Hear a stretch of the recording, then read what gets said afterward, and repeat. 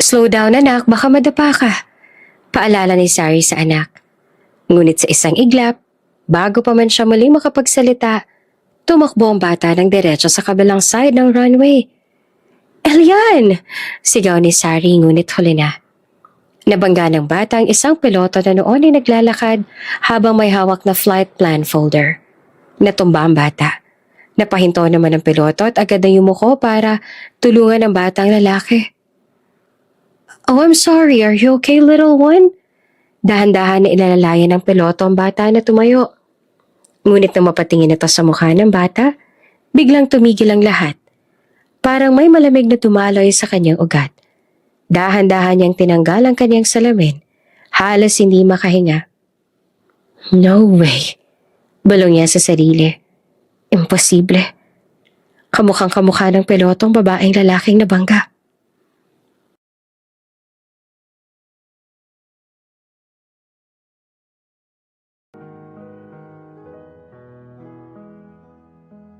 Si Sari Lorenzo ay isang masipag at mapagmahal na anak. Lahat ay handa niyang gawin para sa kanyang pamilya, para maiahon sila sa hirap at maibigay ang mas maginhawang buhay. Isa siyang magandang dalaga. Sa katunayan ay maraming nagkakagusto sa kanya. Mabait, masipag, matalino, at may mayuming mukha. Nangungusap ng mga mata at balingkinitang katawan. Pinalaki siya na may respeto sa lahat. Kaya naman hindi masisisi ng mga nagkakagusto sa kanya kung bakit ang mga ito ay tila bahandang gawin ng lahat. Makakuha lamang na matamis niyang oo. Ngunit wala siyang panahon sa ganoong mga bagay. Wala siyang oras para sa mga relationship na yan. Kahit nga i-entertain man lang mga manliligaw niya, ay wala siyang oras sa gawin. Mas focus kasi siya sa goal niya, sa kanyang pamilya, lalo pat gusto niya rin na makabalik siya sa pag-aaral. Noong first year siya sa course sa tourism, ay kinailangan niya huminto kasi hindi na kaya ng magulang niya na tustusan ng pag-aaral niya. Kaya naman nagsimula na siyang magtrabaho para makatulong at para makapag-ipon na rin para sa pag-aaral niya. Kasi gusto niya talaga na maging isang flight attendant.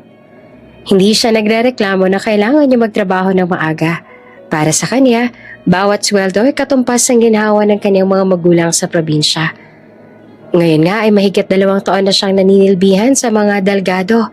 Pero last year lamang nung lipat siya sa bahay ng pinakabatang Delgado, si Rafael Delgado, isang kilalang piloto. Sir Rafael, ayos po ba kayo? Mahina niyang tanong nang makita ang amo na pagyewang-gewang sa paglalakad. Si Rafael Delgado ang bunsong anak ng mga Delgado. Isa itong piloto, matipuno at kilalang seryoso. Ngunit sa gabing iyon, halata sa bawat hakbang ang kalasingan.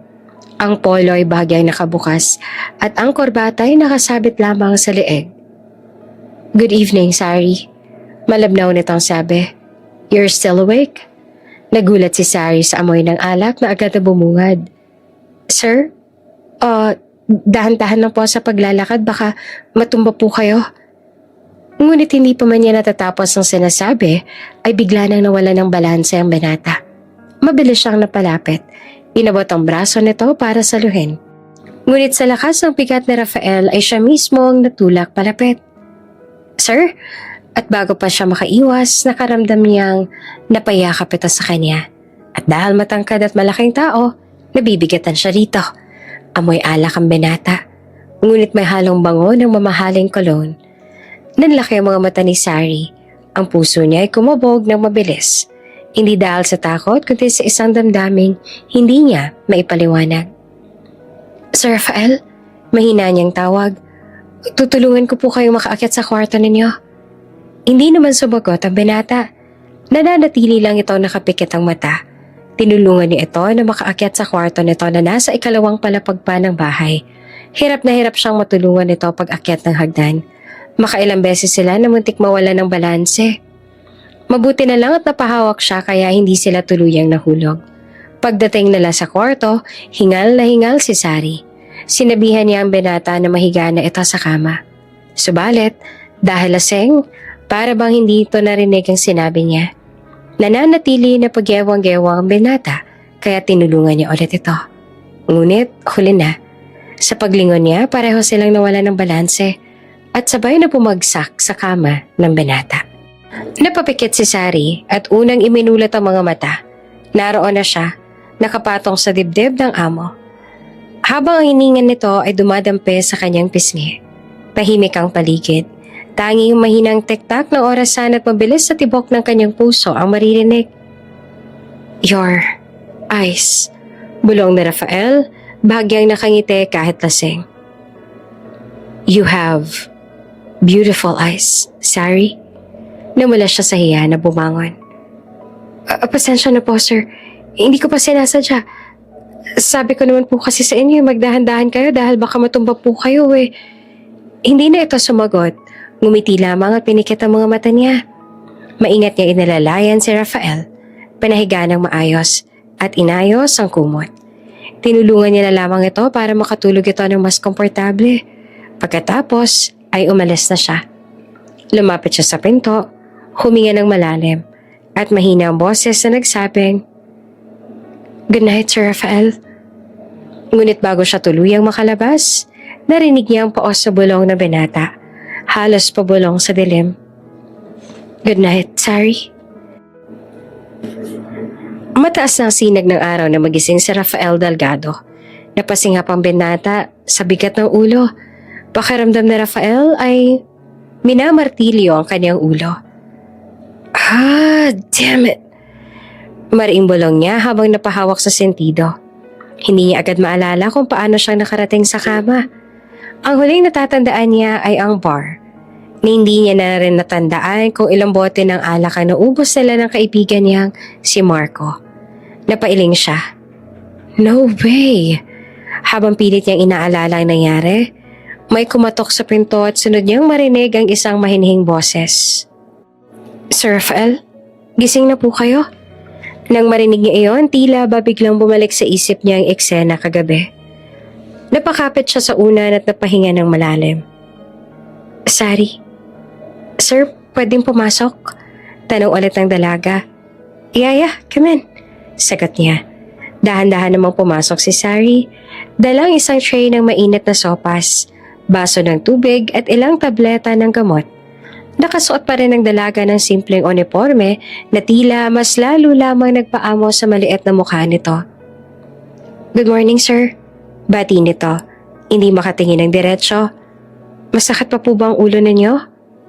Yes, actually pakiramdam ko parang minamartilyo yung ulo ko ngayon. Pag-amin ni Rafael. Eto pong soup, mainit pa. Makakatulong po ito sa hangover ninyo. Tahimik lamang si Rafael habang pinapanood ang dalaga. Lumapit ang dalaga at nilagay sa bedside table ang dala nitong tray. Napakaingat ng kilos nito. Takot na baka matapon ng dala. Mainit pa man dahil nakikita niya pang umuusok ito, napapangiti si Rafael. She's really something, naisip na Rafael. Walang bahid ng arte ang dalaga, pero may kakaibang ganda. Iyon bang natural lang? Sir, eto na rin ang gamot ninyo. Ani, Sari. Pagkatapos pong kumain, inumin niyo po ito para po maibsan ang sakit ng ulo ninyo. Tumango si Rafael. Thank you. Ngumiti lamang ang dalaga. By the way, alam mo ba kung paano ako napunta dito kagabi? Lasing po kayo kagabi, sir. Tinulungan ko po kayo makapasok sa kwarto. Pero hindi ko po alam kung sino nagatid sa inyo kagabi.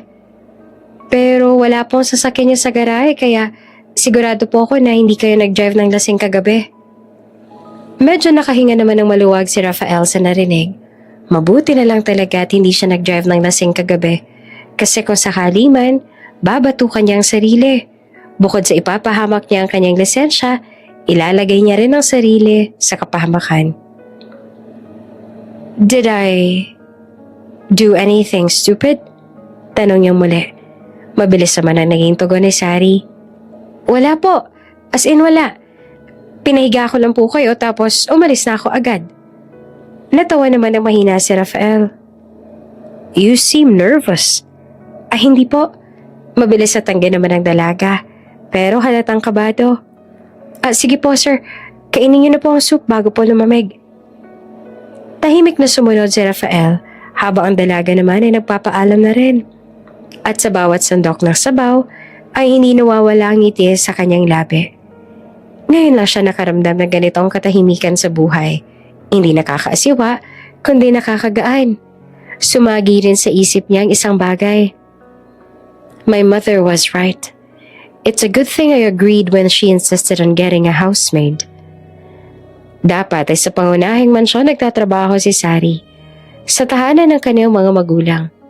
Pero mahigit 1 taon nang nakalipas nang pakiusapan siya ng kanyang ina na ilipat ito rito sa bahay niya mismo upang may mag-aasikaso sa kanya kapag nasa mahabang flight o kapag pagod sa trabaho. At ngayon nga ay naisip niya na napakalaking bagay na nandito ito.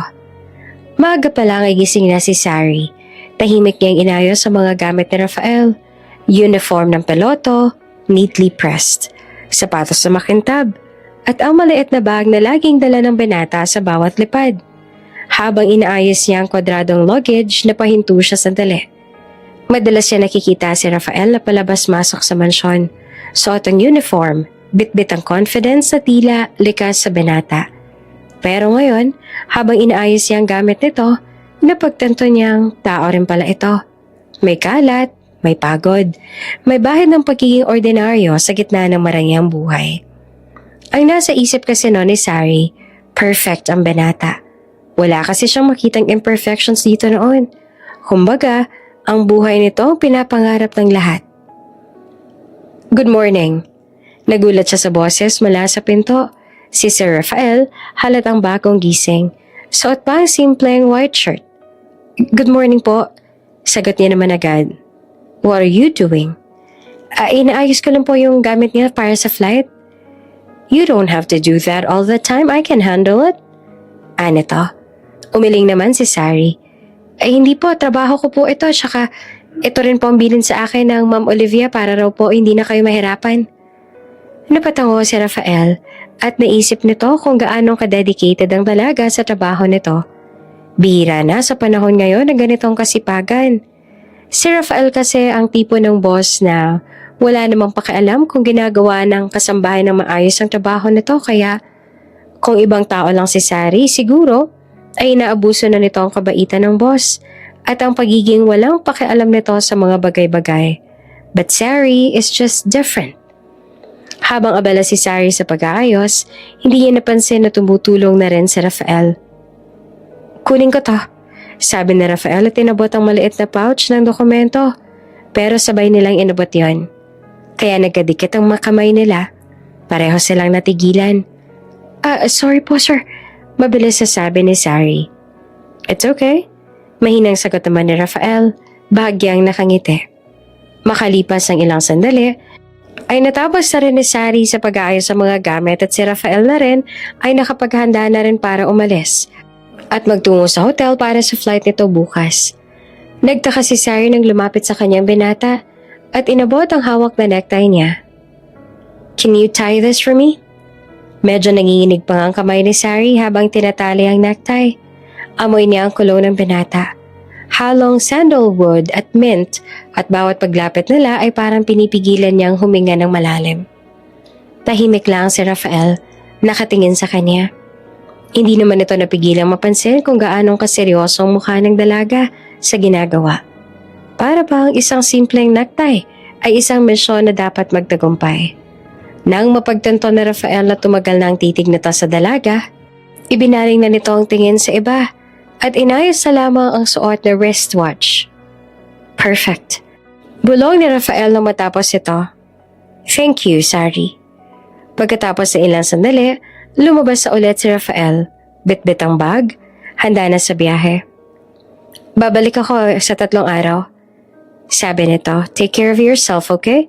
Tawagan mo ako si mommy kapag nagka-problema dito sa bahay. Ngumiti naman si Sari. Opo, kayo rin po, sir. Pinagmasdan ni Sari ang papalayong sasakyan ni Rafael. Naiwan siya mag-isa sa mansyon dahil dadalawa lamang sila dito. Nag-iisang staff lang kasi si Sari sa bahay ni Rafael dahil lagi rin nasa trabaho ang binata. Madalas siyang mag-isa sa bahay, kaya nakasanayan na iyon ni Sari. Sa katunayan, nitong nagdaang buwan lamang naging madalas ang binata sa bahay Umuuwi ito after ng duty at minsan ay sa bahay na rin nagde-day off. Nung bago pa lamang kasi siya dito ay halos once a month lang umuwi ang binata kaya daig pang siyang may-ari ng bahay. Samantalang paglapag naman ng eroplano sa Dubai, diretso agad sa pilot lounge si Rafael. Habang abalang ibang crew sa pag-aayos ng mga gamit, lumapit ang co-pilot at kaibigan niyang si Marco, sabay tapik sa balikat niya. Hey Raf! May pilyong ngiti sa labi nito. Let's go grab a drink tonight. There's this girl. Beautiful. Classy.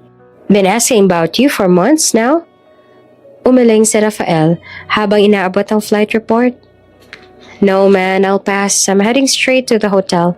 I'm exhausted. Natapos ang kilay ni Marco. Come on, you? Turning down a woman? Napahalaka kito. That's new. You're Rafael Delgado, the man who never says no to a pretty face. Ngumiti naman si Rafael, marahang tumawa. I've changed. Napakunot si Marco sabay nagkunwaring nagulat. Whoa! Did I just hear that right? You've changed? Tumawa ito. No way, man. You're hiding something. I can smell it. What are you talking about? Tanong ni Rafael. I knew it. Sigaw ni Marco sabay turo sa kanya. You're seeing someone. You've been acting weird lately. Always in a good mood. Always smiling for no reason. You even stopped flirting with the flight attendants. Who is she? Umiling si Rafael. You've been watching me too closely, Marco. Maybe you're the one who's into me. Huh, funny. Sagot ng co-pilot sabay sika sa kanya. Come on, man. You can tell me. Is she one of the crew? Ground staff? Or maybe someone waiting for you back home? Tahimik si Rafael sandali. Ang totoo, sumagi sa isip niya ang imahe ni Sari. Nakayoko habang nag-aayos ng mga gamit. Laging maasikaso. Alam naman ni Rafael na syempre trabaho yon ng dalaga at hindi siya pwedeng mag-assume o mag-isip ng kung ano pero ewan niya rin ba. Hindi mawala ang ganon sa isip niya. Hindi na malaya ni Rafael na napangiti na pala siya. Oh my God! Ani Marco, agad napansin ang ngiting iyon. That smile! I knew it! You're into someone! Napailing si Rafael pero hindi rin tinanggi. You're thinking too much. Too much? Nah. Sabat ng isa pang crew na babae habang nag-aayos na ng bag. Actually, we've noticed it too. You've been different lately, Captain. Softer? Happier? Yeah. Sabat naman ng isa pa. Medyo nakasimangot. So, who's the lucky girl? Tahimik lamang si Rafael. Marahang ibinalik ang flight log sa mesa. Hindi siya nagsalita. Ngumiti lang. At iyan lang sagot na kailangan nila. See? Sabi ni Marco sabay tawa. That's the smile of a man in love. Natawa na rin si Rafael. Umiling habang naglalakad palayo. You guys are crazy. Admit it! Sigaw ni Marco tumahabol pa ng biro. If you're not dating someone, you're probably into someone. Pero hindi na lumingon si Rafael. Habang naglalakad palabas ng terminal, bahagyang sumeryoso ang mukha niya. At sa isip niya, malinaw ang tanong na hindi pa rin niya kayang sagutin ng diretso. Am I really into her? Habang nasa sasakyan, kinuha niya ang cellphone. At sa halip na magbukas ng app o tumawag, napatitig lang siya roon ng matagal. At sa isip niya, dahan-dahang sumulpot ang imahe ni Sari. Napangiti siya nang muli nang mahuli ang sarili na kangiti at marahan siyang napailing. Maybe I really have changed. Pagkarating ni Rafael sa hotel, ang una niyang ginawa ay ihagis ang flight cap sa kama at magtanggal ng necktie. Ramdam niya ang pagod mula sa mahabang biyahe, ang bigat ng mata at ang ingay ng jet engine sa tila humahabol pa rin sa pandinig niya. Finally, mahina niyang sabi habang humihinga sa malambot na kama. Rest. Kakapikit niya lang ng mga mata nang biglang tumunog ang cellphone niya. Napakabilis niyang kinuha iyon mula sa bulsa. At nang makita kung sino ang tumatawag, bahagyang kumislot ang sulok ng labi niya. Sari calling. Hindi niya alam kung bakit pero agad siyang napangiti. Mabilis pa sa 4:00 na sinagot niya ang tawag. Hello? Malambing na bati ni Rafael, na hindi nga napagtanto ni Rafael kung gaanong kalambing ang tono ng boses niya. Is there something wrong? Mula sa kabilang linya, marinig ang mahinihing tinig ni Sari. Sir, wala naman po. Gusto ko lang po sanang ipaalam na tumawag po si Ma'am Olivia. Ma'am? Why? What did she say? Pinapupunta niya daw po muna ako sa kabilang mansyon. Mahinahong sagot ni Sari. May party raw po kasi sa susunod na araw, kailangan po nila ng tulong. Pero tapos naman na po ako sa mga gawain dito sa bahay kaya magpapaalam po sana ako kung pwede pumunta ron ngayon para makatulong. Tahimik sandali si Rafael at sa hindi maipaliwanag na dahilan, gusto niyang mapanatili ang tawag ng mas matagal. Hindi niya alam kung dahil ba sa boses nito o sa paraan ng paggalang at lambing na laging dala ni Sari sa bawat salita. Sagot niya sa huli. Of course, go ahead. Just take care of yourself, alright? Salamat po, sir. Sabi ni Sari. Oo nga pala, sir. Baka po tanungin po ulit ako ni Ma'am Olivia mamaya. Kamusta po ang flight ninyo? Hindi man aminin ni Rafael pero medyo disappointed siya na kaya lang nagtatanong ang dalaga para may sabihin sa kanyang ina. Hindi dahil sa interesado talaga itong malaman. It was fine. Sagot ni Rafael na ngayon ay nakasandal na sa headboard ng kama. We just landed a few hours ago and I'm in a hotel now. I was just about to rest. Mabuti naman po kung ganon, sabi ni Sari. At kahit hindi niya nakikita, ramdam na Rafael na nakangiti ito. Sige po, sir. Hindi ko na po kayo iistorbohin. Bye po. Bye. Sagot ni Rafael, pero hindi pa rin binababa ang tawag at parang may gusto pa siyang sabihin, pero hindi niya alam kung ano. Pagkababa ng linya, ilang sandali pa siya nakatitig sa cellphone. Napangiti siya ng mag-isa. She called just to ask permission. She didn't have to, but she did. Napailing siya, pero may kakaibang gaan sa dibdib. Crazy. Mahina niyang sabi. Why am I smiling like this? Humiga siyang muli pero sa halip na makatulog agad, si Sari pa rin ang laman ng isip niya. Ang boses nito, ang paraan ng pag-aalala at ang simpleng bye na mas nakakapagpagaan sa loob niya kesa sa alinmang tulog o pahinga. Habang dahan-dahang pinapatay ng antok ang kanyang pag-iisip, may ngiti pa rin nakapinta sa labi ni Rafael Delgado. Ang lalaking sanay sa mga kilala at maimpluwensyang babae at marangyang buhay. Pero ngayong gabi, napapangiti lang sa simpleng tawag ng isang katulong. Samantala, kinabukasan, maagang dumating si Sari sa mansyon ng mga Delgado. Tahimik pa ang paligid, ngunit abala na siya sa loob ng kusina. Nakatali ang buhok, suot ang simpleng apron at walang tigil sa pag-aayos. Hindi niya alintana ang pagod, basta maayos ang lahat para magsimula ang party. Kahapon ay tumulong na siya dito pero ngayong araw nga ay bumalik ulit siya para muling tumulong. Alam niya kasi na marami pang kailangan na gawin. Pero bago pa siya pumunta rito, sinigurado niya muna na tapos na siya sa trabaho sa mansyon. Ang sipag mo talaga, Iha, sabi ni Manang Cora, ang matagal ng tagapamahala ng bahay. Ngumiti lamang si Sari. Salamat po, Nang. Habang patuloy siya sa pag-aasikaso, dumating naman si Olivia Delgado, ang ina ni Rafael. Maganda pa rin ito at mukha pa rin bata kahit na may edad na. Oh, sabi ni Olivia at bahagyang nagulat nang makita ulit si Sari. You're here again. Yumuko si Sari, marespeto. Opo, ma'am. Nakita ko po kasi na marami pang gagawin kaya bumalik po ako para tumulong. Tumango naman si Olivia habang pinagmamasa ng kilos ang dalaga. I like her. Bulong ni Olivia kay Manang Cora makalipas ang ilang sandali. Tahimik pero may disiplina. Hindi tulad ng iba riyan na puro cellphone lang. Noong natapos na ni Sari sa gawain, nagpaalam na siyang babalik sa kabilang mansyon. Ngunit sinabi ulit sa kanya ni Ma'am Olivia na bumalik ulit siya bukas para mag-asikaso sa mga bisita.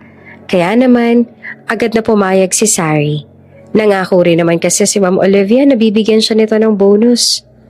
Lumipas ang mga araw at dumating na ang gabi ng salo-salo. Puno ng bisita ang mansyon. Tawa rito, tawanan doon. Habang abala ang lahat, si Sari naman ay tahimik lang na nag-aabot ng pagkain. Nag-aayos ng mesa at tumutulong kay Ma'am Olivia sa paghahanda ng mga dessert. "Anak, pakadala naman ito sa garden table ha?" Utos ni Olivia habang may kausap na bisita. Ngumiti si Sari at agad itong sinunod. "Ang bait ng kasambahay ninyo, Olivia," sabi ng isang bisita. "Ang bihira na ngayon ang ganyang asal ha?" Ngumiti naman si Olivia. "Oo nga, napakabuting bata niyan. Maayos ang asal. Alam mo, nalaman ko kay Manang na matagal na raw siyang tumutulong sa pamilya niya. Kaya siguro ganyan, marunong at sanay sa hirap." At sa mismong sandaling iyon dumating si Rafael. Bagong dating iyon mula sa biyahe. Medyo pagod pa, pero halata ang sigla sa mga mata. Nang makapasok ito sa loob ng mansyon, unang nakita nito si Sari. Nakangiti, magalang na nag-aabot ng juice sa mga bisita. Suot ang simpleng dress na ibinigay ni Olivia para sa okasyon. Napahinto si Rafael sandali. Hindi nito maipaliwanag pero para bang bumagal ang paligid. "She's glowing." Iyon ang naisip ni Rafael ng mga sandaling iyon. "Sari?" Tawag ni Rafael na makalapit. Lumingon ang dalaga. Bahagyang nagulat pero agad namang ngumiti. Sir, andito na po pala kayo? Kakauwi niyo lang po?" "Yeah," sagot niya. "You're helping here again?" Opo, pinapunta po ako ni Ma'am Olivia para tumulong sa party." Ngumiti naman si Rafael. "I see. Nung isang araw ka pa tumutulong dito. Are you tired?" Hindi naman po, sir." Hindi mo lang napansin ng dalawa ang mga mata ng ibang bisita na nakamasid sa kanila. Napansin ni Olivia kung paano nag-iba ang tingin ng anak sa dalaga. Hindi lang ngiti ng pasasalamat, kundi naroon ang paghanga. At habang patuloy ang kasiyahan, nandun naman si Rafael. Tahimik lang na pinagmamasdan si Sari mula sa di kalayuan. Kung paano nitong pinapatawa si Manang Cora, kung paano pinagsisilbihan si Olivia, at kung paanong lahat ng nasa paligid ay tila gumagaan pag nandoon ito. Sa unang pagkakataon, sa matagal na panahon, ramdam ni Rafael na parang may tahanan siyang uuwian matapos ang mahabang trabaho. Hindi lang isang malaking mansyon, kundi isang presensya na nagbibigay ng kapayapaan. Tahimik ang buong mansyon. Tapos na ang party, nakauwi na mga bisita. At ang mga ilaw na kanina ay kumikislap sa kasiyahan, ngayon ay nagiging banayad na liwanag na sa hardin. Si Sari abala sa pag-aayos ng mga natirang gamit. Inililigpit niya ang mga baso at plato sa mesa. "Hindi mo pa rin ba titigilan ng pagtatrabaho kahit tapos na ang lahat?" Boses iyon na Rafael. At may halong pagod at lambing. Napalangon si Sari. Sir Rafael, hindi po. Good evening po. Tinatapos ko na po para kaunti na lang gagawin ko ng iba mamaya." Ngumiti naman si Rafael habang lumapit. Nakasuot na ng simpleng puting polo. Malayo sa formal na anyong nakita ng mga bisita kanina. "You should rest, Sari. You've been working all day." Umiling si Sari. Mahina ang tawa. "Okay lang po ako, sir. Hindi po ako mapalagay kapag may nakikita akong kalat." Nagkatinginan silang dalawa. Isang sandali tila huminto ang oras. Wala nang natawa si Rafael. Pumayag na lamang siya. "Mind if I stay here?" Tanong ni Rafael habang tinitingnan ng mga bituin. "Hindi po, sir." Sagot ni Sari na marahang umiti. Tahimik sila ilang sandali. Tanging hampas na ng hangin at tunog ng mga kuliglig ang maririnig. Hanggang sa si Rafael na ang unang nagsalita. "You know," sabi nito, "I used to think this house was too big for us. Mula nang umalis sa mga kapatid ko at nagkaroon ng sarili nilang pamilya, Halos kami na lang lagi ng magulang ko dito. But they're always busy with work and business. Parang kahit ang daming tao na nagtatrabaho dito, lagi ako mag-isa. Nung nagkaroon ako ng trabaho, nagpa siya akong lumipat sa mas maliit na tahanan. So I wouldn't feel that way. Pinili ko rin noon na tumira mag-isa sa bahay ko. Hindi ako nag-hire ng maids, ng kung ano. Ayoko masanay na may kasama. Napalingon si Sari na may halong pagtataka at pag-aalala na rin sa mga mata. Bakit po? Because everything feels temporary, sagot nito. People come and go. Even happiness. Ayoko nang maramdaman ng maiwan katulad ng kung paano ako iniwan ng mga kapatid ko nung nagkaroon na sila ng sarili nilang pamilya. Sanay na sanay ako na lagi silang nariyan sa tabi ko. Then suddenly, one by one they moved out. Tumingin si Sari sa kanya at saglit na natahimik bago sumagot. Pero minsan, sir, kahit panandalian lang, yung mga tao na nakakasama mo, sila yung dahilan kung bakit mo nakikita ulit yung halaga ng mga simpleng bagay. Ngumiti si Rafael. You really think that way? Tumango si Sari. Hindi naman po permanente ang lahat ng bagay. Ang mahalaga, may naging karanasan po tayo kasama sila. Iyon naman po ang mahalaga, hindi po ba? Ang experience at memories. Umalis man po sila. At least may masaya tayong memories kasama sila. At ang bagay na yun ang hindi mawawala. There it was. The quiet strength in her voice. That softness that calms him in ways he never thought possible. He found himself staring at the curve of her smile, the sincerity in her eyes, the peace in her presence. At sa unang pagkakataon, hindi niya naisip ang trabaho, ang pagod, o kahit sino pa man. Tanging si Sari lamang ang laman ng isip niya. You know what, Sari? Marahan niyang sabi. I'm glad you're here. Napatingin si Sari sa kanya, bahagyang nagulat. Sir? Ngumiti si Rafael, bahagyang umiwas ang tingin. Oh, nothing. Just, I'm glad. At sa gabing iyon, sa ilalim ng tahimik na langit ng mansyon ng mga Delgado, nagsimula ang isang damdaming hindi pa nila kayang pangalanan. Isang damdaming unti-unting sumusulpot sa pagitan ng dalawang mundo na kailanman ay hindi dapat nagtagpo. Ngunit ngayon, tila hindi na sila kayang paghiwalayin ng tadhana. Sa sumunod na araw, maagang dumating si Olivia Delgado sa mansyon ni Rafael. Suot nito ang paboritong beige na dress at perlas na hikaw na simbolo ng dignidad nito bilang matriarch ng pamilya Delgado. Habang papasok ito sa malawak na sala, agad itong naamoy ang mabangong aroma ng bagong lutong almusal.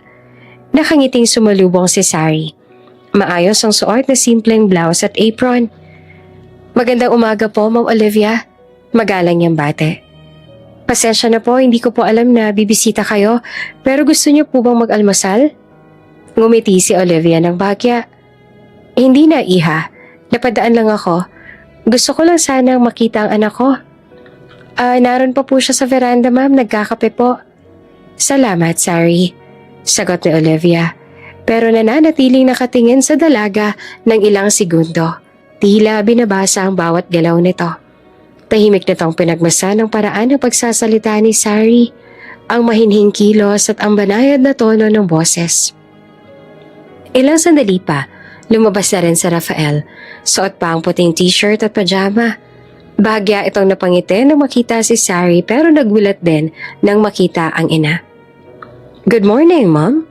Bati niya. I didn't know you were coming. Napansin agad ni Olivia ang kakaibang kislap sa mga mata ng anak habang nakatingin sa dalaga. Iba ang lambing, iba ang tono. Hindi iyon ang tipikal na tingin ni Rafael sa isang katulong. Matapos ang ilang saglit, lumapit si Olivia. Anak? Malumanay nitang sabi. Can we talk after breakfast? Tumango si Rafael. Sure, Mom. Habang kumakain, tahimik na nagligpit si Sari sa kusina. Ngunit paminsan-minsan, nagkakatinginan sila ni Rafael. Mga ngiting pilit nilang tinatago. Mga saglit na tila walang ibang tao sa paligid. At doon, lalo pang napagtanto ni Olivia ang kanyang hinala. May kakaiba nga. Pagkatapos ng almusal, naglakad silang mag-ina papunta sa veranda. Ang simoy ng umaga ay malamig. Rafael, panimula ni Olivia sa anak. You seem different this past few days. Ngumiti si Rafael, casual. Different? I think I'm just more relaxed now. Relaxed or inspired? Sagot ng ina at bahagyang nakataas ang kilay. Natigilan si Rafael. What do you mean by that, Mom? Huminga ng malalim si Olivia. Don't take this the wrong way, iho. Pero napansin ko ang paraan ng pagtitig mo kay Sari. The way you smile when she's around, I know that look, Rafael. Bahagya naman natawa si Rafael. Pilit na tinatago ang pag-aalangan. Mom, she's just a good person. She takes care of the house and she's been helping me a lot. Helping? Ulit pa ni Olivia. Malamig ngunit kalmado ang boses. I know she's kind. She's very respectful. Mabait na babae. Pero anak, you know how this world works. Hindi madali kapag naghalo ang dalawang mundong magkaiba. Tumingin si Rafael sa malayo. Seryoso. Mom, I'm not saying anything's happening. Pero, if it ever does, would that be so wrong? Natigilan si Olivia. Ang tono ng anak ay may lalim at may emosyon. Anak, marahang sabi ni Olivia, I just don't want you to make a decision you'll regret later. Hindi lahat ng mabubuting puso ay handang tanggapin ang lipunang ginagalawan natin. Ngunit si Rafael ay ngumiti lamang, isang ngiting puno ng katiyakan. I know, Mom, but sometimes it's not society that decides who's right for you. Tahimik si Olivia, wala nang nasabi pa. At sa likod nila, narinig ni Sari ang ilang bahagi ng pag-uusap. Sapat para magpabilis ang tibok ng puso niya at magdulot ng bigat sa dibdib. Hindi niya alam kung ano ang mas masakit. Ang malaman na baka totoo ang nararamdaman ni Rafael o ang katotohanang baka hindi yan kailanman matanggap ng mundo nila. Kinabukasan, mas tahimik si Sari kesa dati. Maaga pa rin siyang nagising at agad na nagtungo sa kusina para magluto ng almusal. Nung bumaba ang binata, suot ang puting polo at dark slacks, agad itong napansin na nakakaibang lamig sa kilos ng dalaga. Good morning, bati ni Rafael. Casual ngunit may halatang pag-aalala. Good morning po, sir. Sagot naman ni Sari na hindi tumingin, abala sa paghahain. Nagtaka si Rafael. Oo nga, tahimik na naman sila madalas. Nabihira lang sila mag-usap pero dama ni Rafael na may iba ngayon. Parang may pader na itinayo si Sari. Pader na hindi niya alam kung paanong babasagin. Habang kumakain, tinanong niya ito. Are you okay, Sari? You've been quiet. Okay lang po ako, sir. Tipid nito ang sagot. Medyo marami lang pong ginagawa. Ganun ba? Ngumiti si Rafael, ngunit halata ang lungkot sa likod ng tinig. Pilit lamang ngumiti si Sari at tinuon ang sarili sa gawain. Ngunit sa isip ni Sari ay may ibang dumadaloy. Naaalala niya na naman ang usapan na mag-ina kahapon. Ang takot sa tono ni Ma'am Olivia at ang posibilidad na mali ang anumang damdamin na unti-unti niyang nararamdaman para sa amo. Hindi niya kailanman hinangad na maging dahilan ng gulo o kahihiyan. Isa lang siyang katulong. Si Rafael, isang dalgado. Magkaibang mundo. Matapos ang almusal, nagpaalam si Rafael para pumasok. Ngunit bago ito tuluyang lumabas ng pinto, lumingon siya. Sorry? Tawag nito at nang magtama ang kanilang mga mata, saglit itong natahimik bago nagsalita. If something's bothering you, you can tell me. Don't shut me out. Wala po talaga, sir. Mahina niyang sagot. Ayoko lang pong makaabala. Ngumiti naman si Rafael, ngunit may lungkot sa mga mata. You never are an inconvenience to me. At bago ito tuluyang umalis, idinugtong niya. I'll see you in a few days, okay? Lumipas ang maghapon at sinubukan ni Sari na manatiling abala. Nilinis niya ang veranda, naglaba, nagluto, kahit halos hindi na siya tumigil. Ngunit kahit anong iwas niya, sa bawat sulok ng bahay, naroon ang ala-ala ng tinig ni Rafael. Nangiti nito, ng mga sandaling nakatingin ito sa kanya na para bang siya lang ang nakikita. Hanggang sa dumating na ang araw ng pag-uwi ni Rafael mula sa mahabang flight. Nasa garden si Sari, nagdidilig ng mga halaman. Nang maramdaman niyang may lumapit sa kanya, si Rafael. Hindi mo malang ako pinansin nang dumating ako kanina. Sabay nito. Nasanay na kasi si Rafael na sinasalubong ng dalaga pagka-uwi para kunin ang gamit niya. Pero kanina, hindi malang lumapit si Sari. Napayo ko si Sari. Pasensya na po sir. Marami lang po akong ginagawa. Lumapit si Rafael ng dahan-dahan. Sari, look at me. Unti-unti siyang tumingin. At doon nakita niya ang mga matang hindi nag-aalinlangan. Alam na ni Rafael kung ano ang nangyayari. Habang nasa trabaho siya ay ito ang iniisip niya. Nagbago lang naman ang lahat nung bumisita sa bahay ang kanyang ina. At alam ni Rafael na ang posibleng dahilan ay narinig nito ang pag-uusap nila ng kanyang ina. I don't know what you heard, sabi ni Rafael. Pero gusto ko malinaw sa iyo ito. I am not playing around. Hindi ako nagpapatawa. I like you. Nabigla naman si Sari. Sir, huwag po. Mahina niyang sabi. Pilit na umiwas ang tingin. Hindi po tama ito. Hindi po tayo pareho ng mundo. Alam niyo naman po kung sino ako. Pero lumapit palalo si Rafael. Sari, marahan niyang sabi. It's not about who you are. It's about what make you feel. You make me want to be better. And that's not something I can just ignore. Napulunok si Sari. Please sir, huwag niyo po sabihin yan. Mas maganda pong manatili tayo sa kung ano meron tayo ngayon. Ayoko masira ang lahat. Tahimik si Rafael ng ilang segundo, pero hindi niya inalis ang titig sa dalaga. I'm not here to ruin anything. Mahinahon itong tugon. I just want you to know the truth. Because I can't pretend anymore. At bago siya tuluyang lumayo, idinugtong niya na halos pabulong. You don't have to feel the same, but please, don't push me away just because you think you're not enough. Because you are. Pagkaalis sa Rafael, naiwan si Sari sa gitna ng hardin. Hawak pa ang hose. Ngunit tila wala na sa sarili.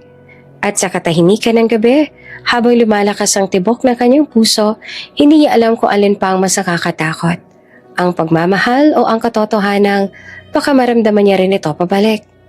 Muling bumisita si Ma'am Olivia sa bahay na Rafael. Wala pa man ang anak nito ay ramdam na ni Sari ang tensyon sa paligid. Tahimik niyang sinalubong ang ginang habang nanginginig ang mga kamay sa kaba. Magandang umaga po, Ma'am Olivia. Mahina niyang bate. Sabay bahagyang yumuko. Ngumiti naman ang ginang ngunit hindi yon ngiting sanay niya nang nakikita noon. May lamig sa mga mata nito. May taglay na tanong sa likod ng mga ngiti. Good morning, Sari. Sagot naman ni Olivia.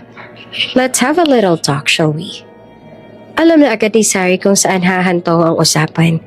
Tahimik siyang sumunod sa ginang papunta sa veranda. Ang bawat yapak niya ay parang may bigat. Parang bawat hakbang ay papalapit sa delikadong pinto na ayaw niyang buksan. Pagkaupo nila, si Olivia ang unang nagsalita. Diretso, walang paligoy-ligoy. I noticed something this past few days. Aniya na nakatitig kay Sari. You and Rafael seem closer than before. Napalunok si Sari at agad na yumuko. Kasi po ma'am, lagi po siyang nandito. Bilang ako po ang katulong niya. I know. Putol ni Olivia. Mahinahon pero matalim. But there are things that don't look like just work, Sari. Huminga ito ng malalim tsaka marahang nagpatuloy. I saw the way my son looks at you, and I'm not blind. Lalong bumilis ang tibok ng puso ni Sari. Hindi niya alam kung paano sasagot. Ma'am, wala po akong intensyon na I'm not saying you have bad intentions. Sabat ng ginang. Ngunit malamig pa rin ang tono. Pero alam mo kung paano gumagana ang mundong ito, anak. You're a kind girl. I can see that. You've been working for us for years, and we appreciate that. But you must understand, you and Rafael, you live in very different worlds. Tumulong luha ni Sari bago pa man ito mapigilan. Alam ko po yun, ma'am. Mahina niyang tugon. At hindi ko po ginusto. Wala po akong balak na masangkot sa kahit anong bagay na makakasira sa inyo. Then prove it, sagot ni Olivia. Kalmado, ngunit mabigat ang bawat salita. Keep your distance. I know Rafael. When he's kind, people misunderstand him. And I can't afford to see my son get distracted because of something temporary. Nanginginig ang boses ni Sari. Temporary? Yes, sagot ni Olivia. You're young. You're emotional. Maybe you think it's something more, but it's not. Rafael doesn't need complications in his life, Sari. He needs focus. He needs someone of his level. Someone who can stand beside him. Hindi na nagsalita si Sari. Tahimik siya nakatingin sa mga daliring pinaglalaroan ang laylayan ng kanyang uniforme. Pilit pinipigilan ng emosyon. Ngunit sa loob niya, ramdam niya ang kirot. Hindi dahil sa mga salitang binitiwan ni Olivia, kundi dahil alam niyang totoo ang mga iyon. Hindi siya kabilang sa mundo ni Rafael. At kahit gaano pang kalakas ang tibok ng puso niya, alam niyang kailangang supilin ito. Pag-alis si Olivia, napasandal si Sari sa dingding ng veranda. Huminga siya ng malalim. Pinilit pakalmahin ang sarili. Ngunit sa bawat paghinga, mas lalo niyang naramdaman ang bigat sa dibdib. Ang kirot ng pagmamahal na kailangan niyang itanggi hanggat kaya pang itanggi. Nang umuwi si Rafael kinahapunan, agad nitong napansin ang pamumugto ng mga mata ni Sari. Hey, mahinahon niyang sabi. What happened? May problema ba? Ngumiti naman si Sari. Pilit, ngunit magaan. Wala po sir, napagod lang po ako. Ngunit nang tumingin si Rafael sa kanya, alam nitong hindi lang pagod iyon. At sa kabila ng lahat, kahit hindi sabihin ni Sari, alam ng puso niyang may taong naglagay ng distansya sa pagitan nilang dalawa.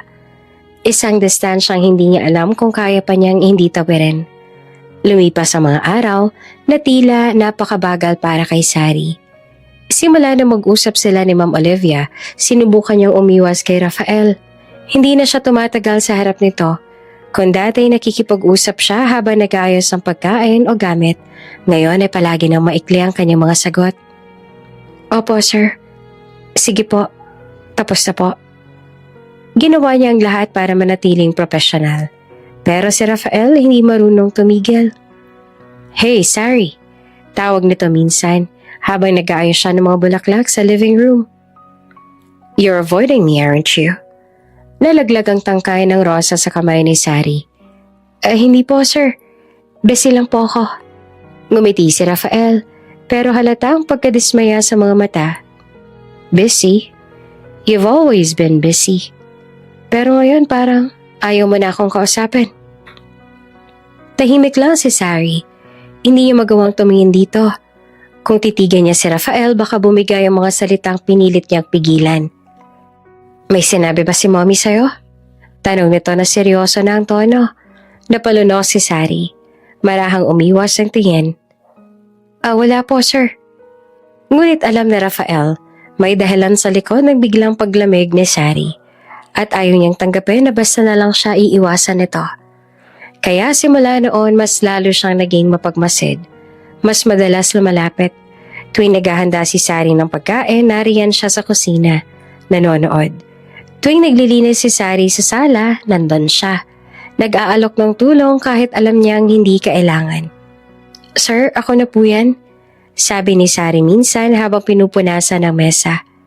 Hindi, okay lang. I need a break from my flight reports. Sagot ni Rafael sabay ngiti. Besides, gusto ko makausap ka kahit sandali lang. Bahagyang napahinto si Sari. Tinitigan niya si Rafael. Ang ngiting dati ay simpleng kabaitan lang, pero ngayon, may ibang kahulugan na lalo pat alam niya kung ano ang nararamdaman nito sa kanya. Agad niyang iniwas ang tingin. Sir, baka may makakita sa atin? Then let them. Mahinahon, ngunit may bigat sa sagot ni Rafael. I don't care. Besides, sino ba naman ang makakakita sa atin? It's just the two of us here. At sa mga sandaling iyon, ramdam na ni Sari kung gaanong katotoo ang mga salitang iyon at kung gaanong kasalungat sa realidad ng mundo nila. Ngunit bago pa siya makasagot, narinig nila ang boses. Rafael! Napako silang pareho. Si Ma'am Olivia nakararating lang. Malamig ang mga mata, nananatiling nakatingin sa kanilang dalawa. Agad na umatras si Sari, halos mabitawan ng hawak. Ma'am, hindi nagsalita si Olivia. Dahan-dahan itong lumapit. Bawat hakbang ay nagdadala ng bigat sa hangin. Lumingon ito kay Rafael. I thought we've already talked about this. Napatingin sa Rafael sa ina. Walang bakas ng takot pero halatang may tensyon sa panga nito. We were just talking, Mom. Mahinahon niyang sabi. Talking?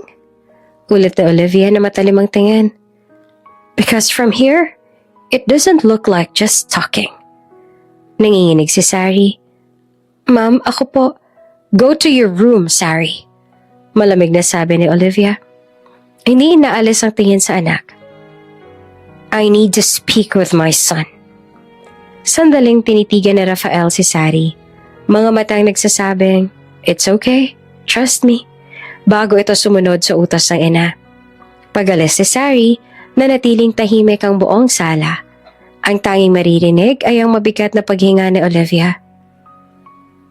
I warned you. Nito na mababa ang boses pero mariin. Rafael, this is not something you can play around with. I'm not playing around, Mom. Sagot ng binata. Mariin din ang tono. Hindi mo siya kilala. She's not like what you think. Exactly.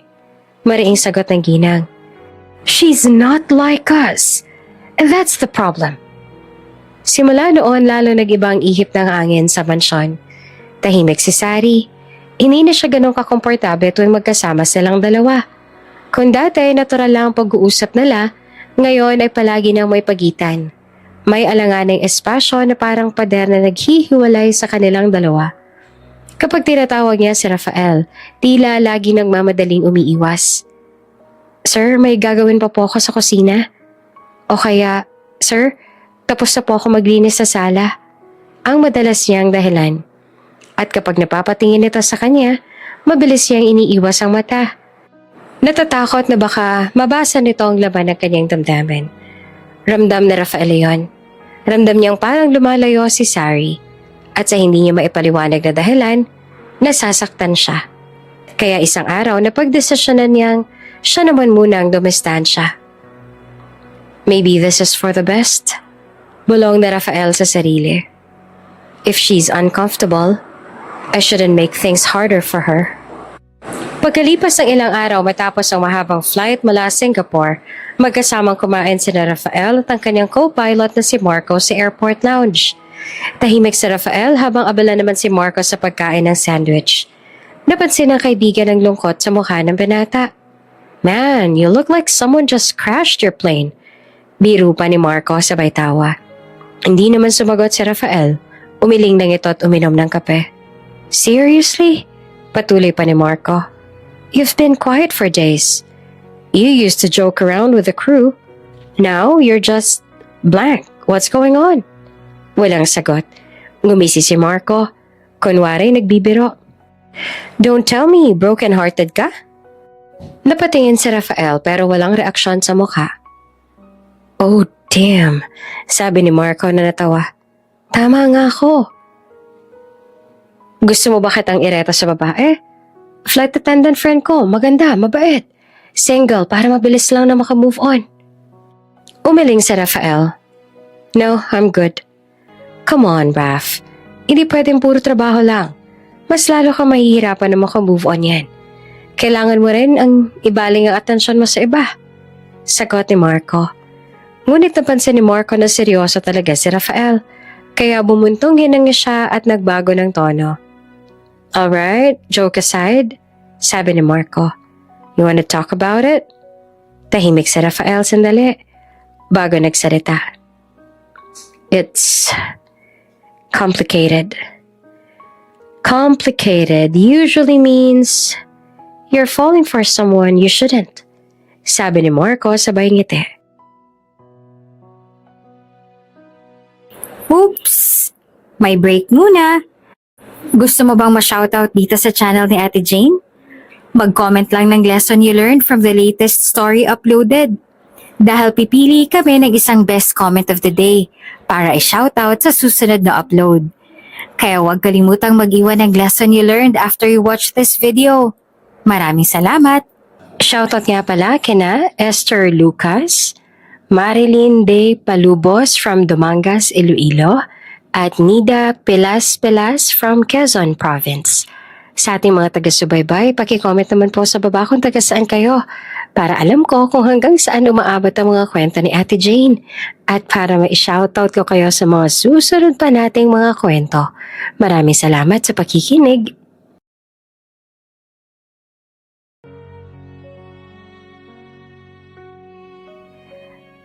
Rafael gave a small, bitter laugh. Yeah, that's exactly what it is. Sandali ang natahimik si Marco. Hindi na ito nagbiro. You know, Raf, Ania, sometimes when a relationship feels too heavy from the start, when it's already full of obstacles before it even begins, maybe it's not meant to be. Tumingin si Rafael sa kaibigan. You think I should just let it go? It's really not about giving up. Sagot ni Marco, seryoso na. It's about protecting yourself and her. If you think you'll just hurt each other in the end, it's better to stop before it even starts. The world's not kind to love. That's complicated. Tahimik si Rafael. Ang mga salitang iyon ay dumiretso sa puso niya. Ngunit sa ilalim ng lahat ng kaniyang pag-aalinlangan, may isang katotohanang hindi niya kayang itanggi. Na kahit anong paglayo niya, si Sari pa rin ang laman ng bawat sandali ng kanyang isipan. At sa kabilang panig naman ng lungsod, si Sari ay nasa kusina, nakaupo at tahimik na nakatitig sa tasa ng tsaa. Hindi niya maipaliwanag ang bigat sa dibdib niya. Ilang araw ng pilit pinipigilan ni Rafael ang sarili. Sinubukan niyang abalahin ang isip sa trabaho. Lumipad ng mga madalas. Tinanggap kahit mga extra flight. Umuwi ng late. Pero kahit gaano siyang ka-busy, hindi niya magawang takasan ng isang bagay. Ang nararamdaman niya para sa dalaga. Kaya kahit sinabi niya sa sarili na lalayo muna siya, hindi pa rin siya mapakali. That night, he booked an early return flight.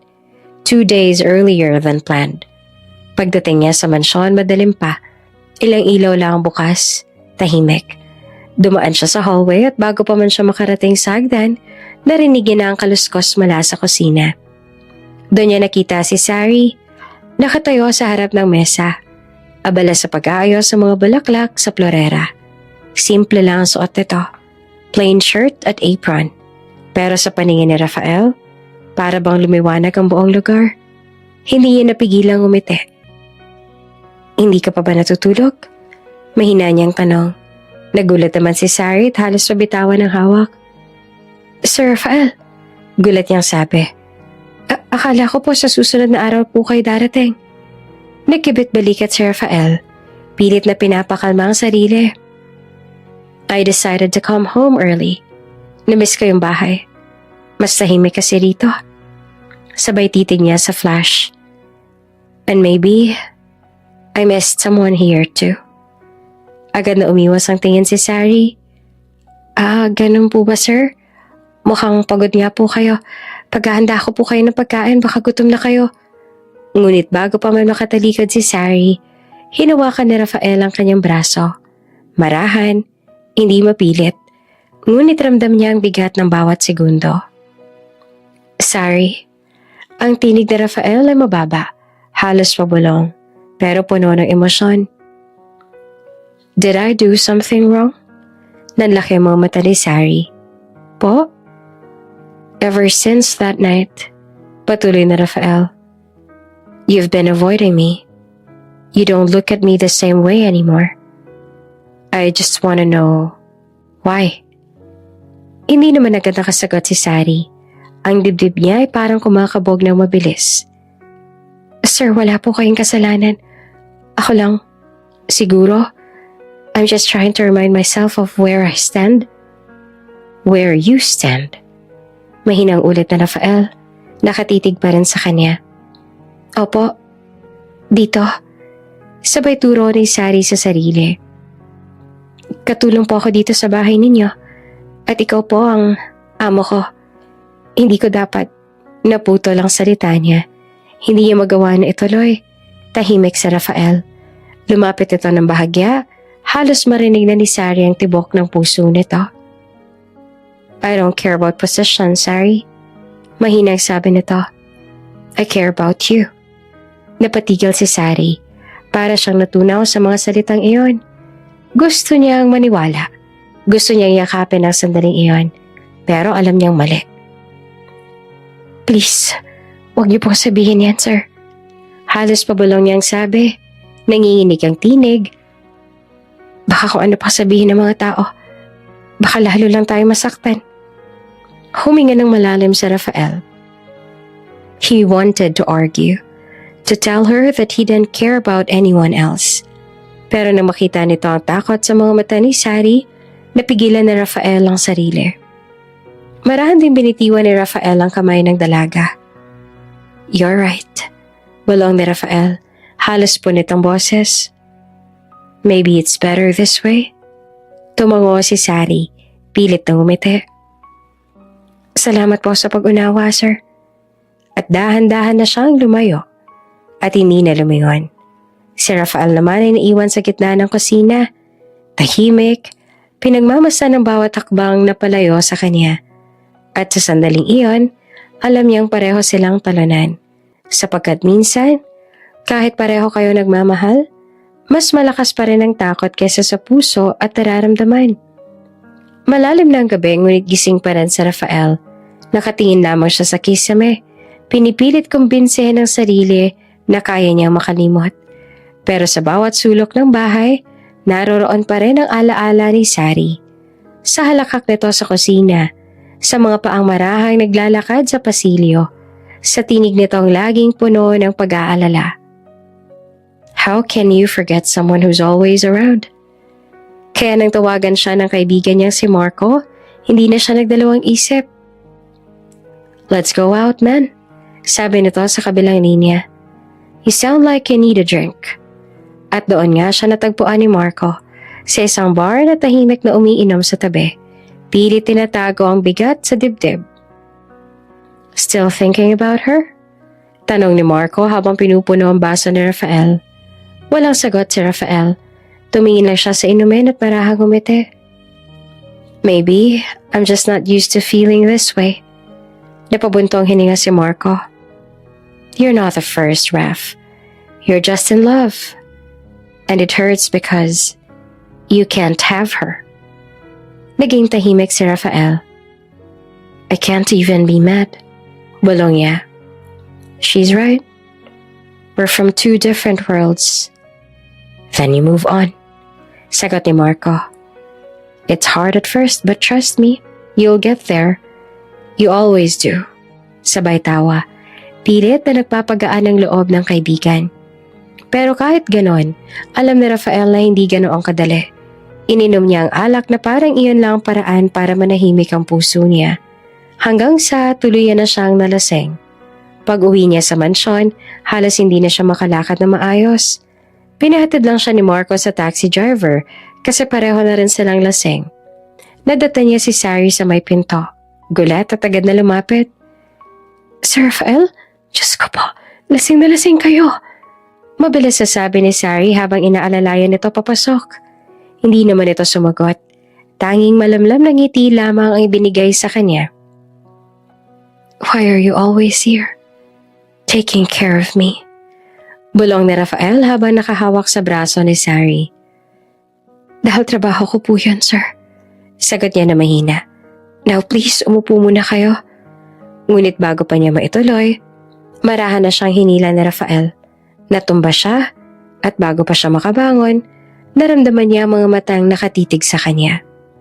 Malambing, mapanganib, puno ng mga salitang hindi nasabi. Don't call me sir right now. Bulong nito, halos pakiusap. Just, Rafael. Napakapit si Sari sa dibdib nito. Ramdam mo mabilis sa tibok ng puso. Alam niyang mali. Alam niyang dapat siyang tumayo at lumayo. Ngunit sa gabing iyon, pareho silang napagod kakasubok na umiwas at limutin ang alinman sa nadarama nila. Pareho silang sugatan. Parehong nangungulila. At sa ilalim ng katahimikan ng gabi, hindi nila napigilan ang sarili. Ang mga pusong pilit nagtatago ay tuluyang bumigay. At sa unang pagkakataon, ang distansyang matagal na lang pinipigilan ay tuluyang nabura. Ang liwanag ng umaga ay marahang sumilip sa mga kortina ng silid. Tahimik ang paligid. Warang huminto ang oras. At sa pagitan ng katahimikan, unti-unting dumilat si Sari. Saglit siyang hindi gumalaw. Ang unang naramdaman niya ay init ng bisig na nakayakap sa kanya. Napakabilis ang tibok ng puso niya nang mapagtanto kung nasan siya. Nasa tabi niya si Rafael. Mahimbing pa itong natutulog. Magulo ang buhok. Pero para kay Sari, ang bawat segundo ng pagising ay tila hampas ng katotohanan. Agad siyang bumangon. Marahang tinakpan ng sarili ng kumot at pilit na pinapakalma ang nanginginig niyang mga kamay. Diyos ko, anong nagawa ko? Nagtungo siya sa gilid ng kama. Kinuha ang damit na suot kagabi at marahang isinuot iyon. Ramdam niya ang bigat sa dibdib. Hindi lang hiya, kundi takot. Takot sa mga mata ng iba, sa posibleng mangyari. At higit sa lahat, takot sa nararamdaman niya para sa lalaking hindi niya dapat manahal. Maya-maya'y narinig niya ang paos sa tinig ni Rafael. Sari. Napalingon siya. Nakaupo ito sa kama, hawak ang noo. Halatang may hangover pa. Pero ang mga mata nito ay gising na gising, puno ng tanong at pagsisisi. About last night? Mahina nitong sabi. Ay, agad siyang sumingit. Wala pong nangyari. Mabilis siyang tugon, bagaman nanginginig ang tinig. Kalimutan niyo na lang po yun, Sir Rafael. Please. Tila nagising si Rafael sa tawag na iyon. Sir Rafael, isa iyong paalala na kahit anong lapit nila kagabi, may hangganan pa rin ang mundo nila. Tama ka. Bulong ni Rafael na halos hindi makatingin. Pero Sari, I can't just pretend it didn't mean anything. Napapikit si Sari, pilit na pinipigil ang luha. Please, sir. Wala po dapat magbago. Isa lang po akong katulong. Kayo, amo ko. Walang dapat na masira. Naging tahimik silang pareho. Walang gustong magsalita. Ang tanging naririnig lamang ay ang mahina niyang pagikbi at ang mahinang buntong hininga ni Rafael. At sa umagang iyon, pareho nilang naramdaman ang bigat ng katotohanan. Isang gabi lang iyon, ngunit sapat na para guluhin ang tahimik nilang mundo. Lumipas ang ilang araw mula ng gabing iyon, ngunit para kay Rafael parang hindi pa rin lumalayo ang alaala. Ngunit sa bawat pagtatangkang lapitan ng dalaga, iisa lang ang ginagawa ng dalaga, ang umiwas. Kapag dumadaan siya sa sala, aalis ito papunta sa kusina. Kapag sabay sila nagtatagpo sa hallway, yuyuko lang si Sari at magmamadaling lumayo. At kapag sinusubukan niyang tawagan ito, palaging may dahilan. May gagawin pa po ako, Sir Rafael. O busy pa po ako, Sir. O minsan naman walang salita. Tanging malamig na katahimikan lamang ang sagot. Hindi sanay si Rafael sa ganitong distansya. Kaya isang umaga, habang nag-aayos siya ng flight documents, tumigil siya. Ibinaba ang mga papel at marahang nagdesisyon. Hindi ako pwedeng manatiling ganito. Kinagabihan natdatnan niya si Sari sa sala. Tahimik lang siya sa likod nito. Tila nag-aalangan kung lalapit. Hanggang sa tuluyan na siyang lumapit at mahina niyang sambitin. Sari, we need to talk. Napalingon naman si Sari at halatang nagulat. Wala naman po tayong dapat pag-usapan, Sir Rafael. Meron. Mariin niyang sagot. Hindi ako mapalagay sa ganito. Hindi ko kaya magpanggap na parang walang nangyari. Tumikim si Sari, halatang pinipigil ang emosyon. Pero kailangan po natin magpanggap, sir. Dahil kung hindi, may masasaktan. At hindi po ako pwedeng maging dahilanan.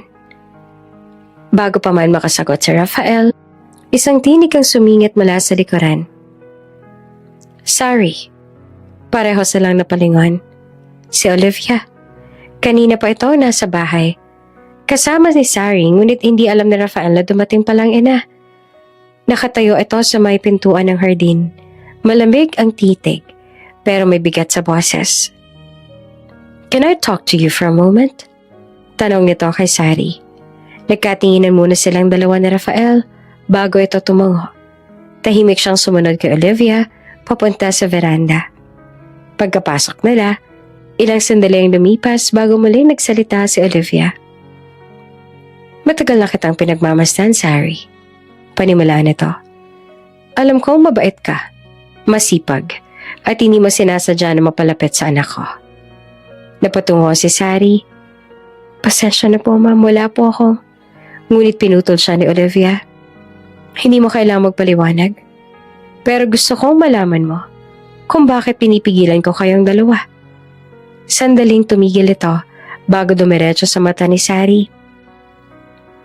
Dahil nakatakda ng ikasal si Rafael sa iba. Para bang biglang huminto ang hangin. Napatitig si Sari kay Ma'am Olivia. Walang maisip, walang masabi. Tanging pagkalito at sakit lang ang naramdaman niya. Hindi ko pa dapat sinasabi to. Dagdag ni Olivia. Pero kailangan mong maunawaan, Sari. Ang buhay ni Rafael ay hindi basta kanya lang. Maraming nakatingin. Maraming umaasa. Kaya kung talaga may malasakit ka sa kanya, layuan mo siya bago pa maging huli ang lahat. Tahimik lang si Sari, pinipigil ang pagpatak ng luha. At sa sandaling iyon, para bang muling bumigat ang mundo. Isang paalala na ang pag-ibig minsan kailangang isuko bago pa ito maging kasalanan. Mula ng gabi nakausap ni Sari si Olivia, lalo lang nag-iba ang lahat. Ang bawat sandali sa mansyon ay naging mabigat. Parang bawat hakbang niya ay tinatalunto ng tanikala ng isang desisyong hindi niya kailanman ginusto. Umiwas siya kay Rafael, hindi na siya tumingin sa mga mata nito. Hindi na rin siya nagsasalita ng higit sa kailangan. Sa tuwing dumarating ito mula sa flight, mabilis siyang umaalis ng silid. Sa tuwing nagsasalita ito, maikli lamang ang kanyang tugon. Tahimik, malamig. Parang hindi na siyang dating Sari na palaging may ngiti sa labi tuwing kumakausap si Rafael. Ngunit para naman kay Rafael, bawat paglayo nito ay parang sugat na lalong lumalalim. Hanggang sa hindi niya na nakaya iyon, tinungo niya si Sari sa silid nito. Nakita niya nag-aayos ito ng gamit. Nakalagay na sa maleta ang ilang damit. May maliit na bag sa gilid at nakapatong sa ibabaw ng mesa ang kanyang envelope. Anong ginagawa mo? Malamig na tanong ni Rafael. Tumingin si Sari na may kaba sa mga mata. Magpapaalam po sana ako, Sir Rafael. Napakunot ang noon nito. Paalam? Bakit? Huminga ng malalim si Sari bago nagsalita. Kailangan ko na po kasing umalis. Uuwi na po ako sa amin, sa probinsya. Lumapit si Rafael at hindi makapaniwala. Bakit ngayon? May ginawa ba ako mali? Wala po. Mahina nitong sagot. Pero mas mabuti na pong ganito. Ayoko po maging dahilan ng kahit anumang gulo, Sir Rafael. Parang bigla namang nabasag ang hangin sa pagitan nila. Lumapit si Rafael. Hinawakan ang mga kamay niya. Mahigpit, desperado. Hindi mo kailangang umalis, Sari. Kung gusto mong kalimutan ko ang lahat ng nararamdaman ko para sa'yo, gagawin ko. Pero kung gusto mong magbago ako, gagawin ko. Hindi mo kailangang iwan ang buhay mo rito. Ako. Umiling si Sari, pinipigil ang luha. Hindi po ito tungkol sa inyo. Ito po ay tungkol sa akin. Pero lalo lang humigpit ang pagkakahawak ni Rafael. Please, don't go. Halos pabulong na sabi ni Rafael. Kung kailangan ko maghirap para makalimot, gagawin ko. Kung kailangan ko masaktan, tatanggapin ko. Basta wag mo lang akong iwan, please. At doon, buong tapang na tinignan ni Sari ang mga mata nito. Hindi po ito dahil sa nararamdaman niya, Sir Rafael. Aalis ako dahil ikakasal na po ako. Biglang natigilan si Rafael. Nanlaki ang mga mata. Hindi siya makapaniwala. What? Halos pabulong nitong sabi. You're getting married? Tahimik na tumango si Sari. Sa matagal ko na po ang kasintahan, uuwi na ako sa amin para maghanda. Mas lalo itong napahinto. You have a boyfriend? Ngumiti naman si Sari. Pilit, mahina, halatang masakit. Meron po, matagal na. Parang binagsakan naman ng langit si Rafael. Mahina rin itong natawa. Pero hindi sa tuwa, kundi sa sakit. Pero, I took your virginity. Mahina niyang sambit na puno ng pigate. That means, you cheated on him. Natahimik si Sari bago marahang nagsalita. Pinipigilan ang pag-iyak. Naiintindihan niya po. Naipailuwanag ko na sa kanya ang lahat. Napatawad niya na ako. At tuloy pa rin po ang kasal namin ngayong taon. Hindi na nagsalita si Rafael. Tanging paghinga lang ang naririnig. At nasa wakas ay tumingin siyang muli kay Sari. Isang malungkot na ngiti ang gumuhit sa kanyang labi. I hope, sabi nito na halos hindi marinig. You'll be happy with your boyfriend. Wishing you the best. At pagkatapos noon, tuluyan itong tumalikod. Bit-bit ang bigat ng mga salitang hindi na kailanman mababawi. Habang si Sari naman ay napahawak sa dibdib, pinipigilan ng hikbi dahil alam niyang sa bawat kasinungalingan ay may puso siyang kailangang basagin. Kasama na ang kanya. Maagang-maaga ng araw na iyon nang tuluyan ng umalis si Sari mula sa mansyon. Hawak niya ang lumang maleta na ilang taon na rin kasama sa bawat paglipat ng tahanan. At sa bawat hakbang niya palabas ng gate, ramdam niya ang bigat sa dibdib na pilit niyang itinatago. Alam ni Rafael na umalis na si Sari. Hindi siya nagpakita dito para ihatid ito dahil alam ni Rafael sa sarili niya na pipigilan niya ito. Bagaman gusto ni Rafael na manatili ang dalaga sa mansyon, alam niya rin na wala siyang magagawa. Lalo pat gusto na ni Sari na mag-settle down. Magpapakasal na ito sa kasintahan nito. At sino ba naman siya para pigilan niyon lalo pat mukhang sa taong yon magiging masaya si Sari. Ganon pa man, tinungo pa rin ni Rafael ang dating silid ni Sari. Napansin niya ang sulat na iniwan ng dalaga. Kinuha at binasa niya iyon. Maraming salamat po sa kabutihang pinakita niya sa akin. Hindi ko po makakalimutan lahat ng natutunan ko habang nasa mansyon ako. Pasensya na po kung iiwan ko kayo nang hindi man lang ako nakapagpaalam ng maayos. Kailangan ko lang po talagang umalis. Ingat po kayo palagi. Sari. Walang emosyon ang mukha ni Rafael habang binabasa ang liham. Pero unti-unting humihigpit ang pagkakahawak niya sa papel. Hanggang sa tuluyan ang nalukot ito. Mula noon, unti-unti na rin nagbago si Rafael Delgado. Muli siyang bumalik sa pagiging tahimik, istrikto, at malayong tao. Hey man, sabi ni Marco minsan habang naghihintay sila sa boarding gate. You okay? You've been spacing out lately. Ngumiti naman si Rafael pero walang saya. Oh yeah, just tired I guess. Ngunit alam ni Marco at ng lahat na hindi iyon totoo. Kahit pag-aano siyang kasanay sa turbulence ng langit, hindi siya kailanman nasanay sa unos ng puso. Sa bawat flight tuwing tinitingnan niya ang kalangitan, si Sari pa rin ang naaalala niya. Ang ngiti nito habang naghahanda ng almusal, ang simpleng pag-aalala tuwing siya'y pagod, at ang malamlam na mga mata nito nang huli silang nag-usap. Minsan, nahuli niya ang sarili na tinatawagan ng dating numero ni Sari. Ngunit laging out of coverage area. Minsan naman, hinahanap niya ito sa mga mensaheng hindi niya kailanman ipinadala. At sa tuwing nauuwi siya sa mansyon, pakiramdam niya ay may kulang. Isang boses, isang presensya, isang katahimikan na dati ay nagbibigay buhay sa kanyang pagod na mundo. Isang gabi, habang nakatingin siya sa kalangitan mula sa balkonahe, marahang napabuntong hininga si Rafael. "Are you happy now, Sari?" Bulong niya sa hangin. At sa katahimikan ng gabi, tanging malamig na simoy ng hangin lamang ang tumugon. Tila pinapaalala sa kanya na minsan may mga taong dumarating hindi para manatili kundi para turuan ko ng leksyon. Sa kabilang banda, sa probinsya, katulad ni Rafael ay nahihirapan din si Sari. Pakiramdam niya sa bawat pag-ikot ng hangin sa paligid ni Sari, sobrang may kasabay na alaala na pilit niyong nililibing sa nakaraan. Lumipas ang ilang buwan mula nang iwan niya ang mansyon ng mga Delgado. Sa paglipas ng panahon, natuto siyang bumangon. Kahit paulit-ulit pa rin bumabalik sa isip niya ang mga ngiti, boses, at mga titig ni Rafael. Pinilit niyang ayusin ang buhay niya.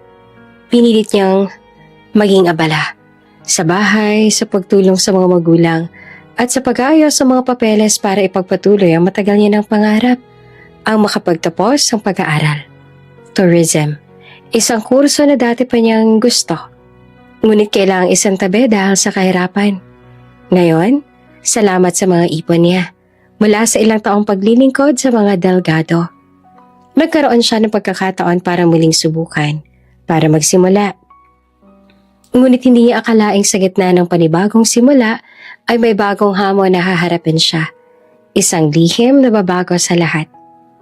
Isang hapon, habang naglalaba bigla siya nakaramdam ng pagkahilo.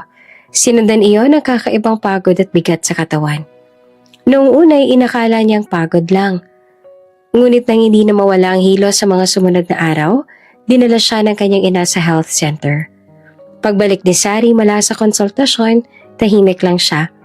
Hawak niya ang puting papel mula sa midwife. Nanginginig ang mga kamay habang binabasa ang mga salita. Positive. Nanlaki ang mga mata ng kanyang ina nang marinig iyon. Sari, buntis ka? Mahina nitong tanong, puno ng gulat at kaba. Tahimik lang siya. Pilit na hinahabaan ang hininga bago tumango. Opo, ma.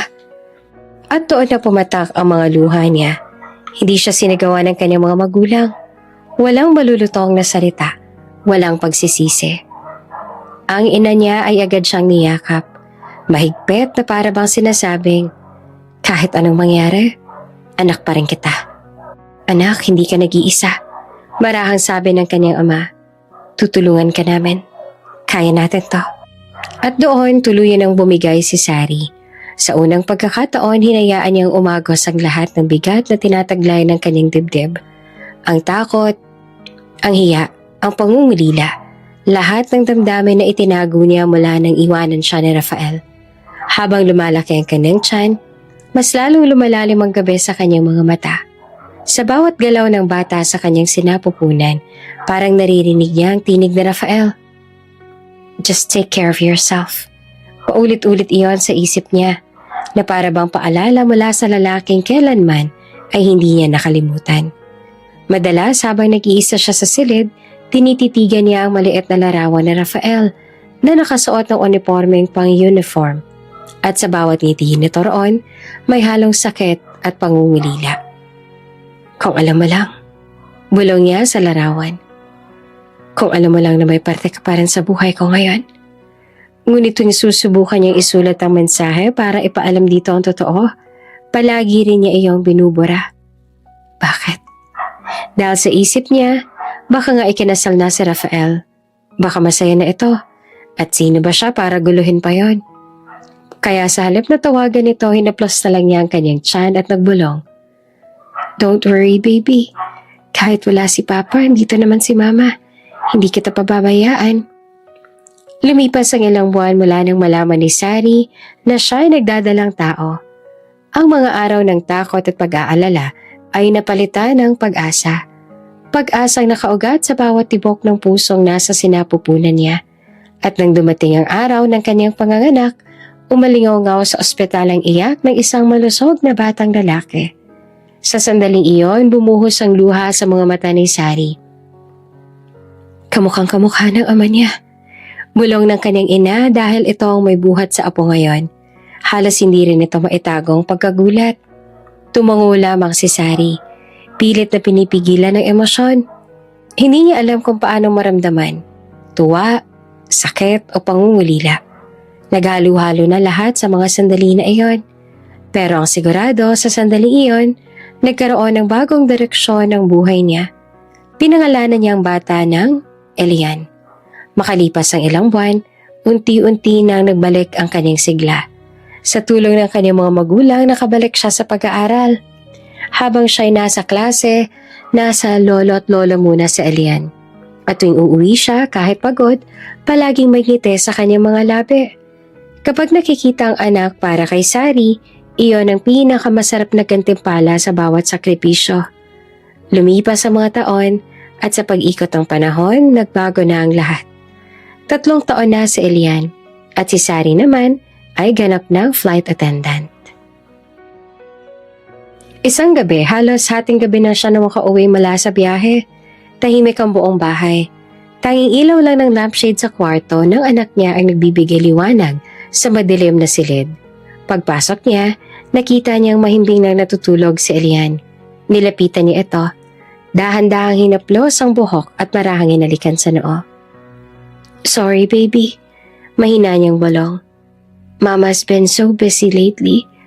I wish I could spend more time with you. Natahimik siyang sandali. Pinagmamasan ang inosenteng mukha ng anak niya. Paglabas niya sa kwarto, nadatnan niya ang kanyang ina sa sala. Nag-aayos sa mga damit na lalaban. Gising ka pa, ma?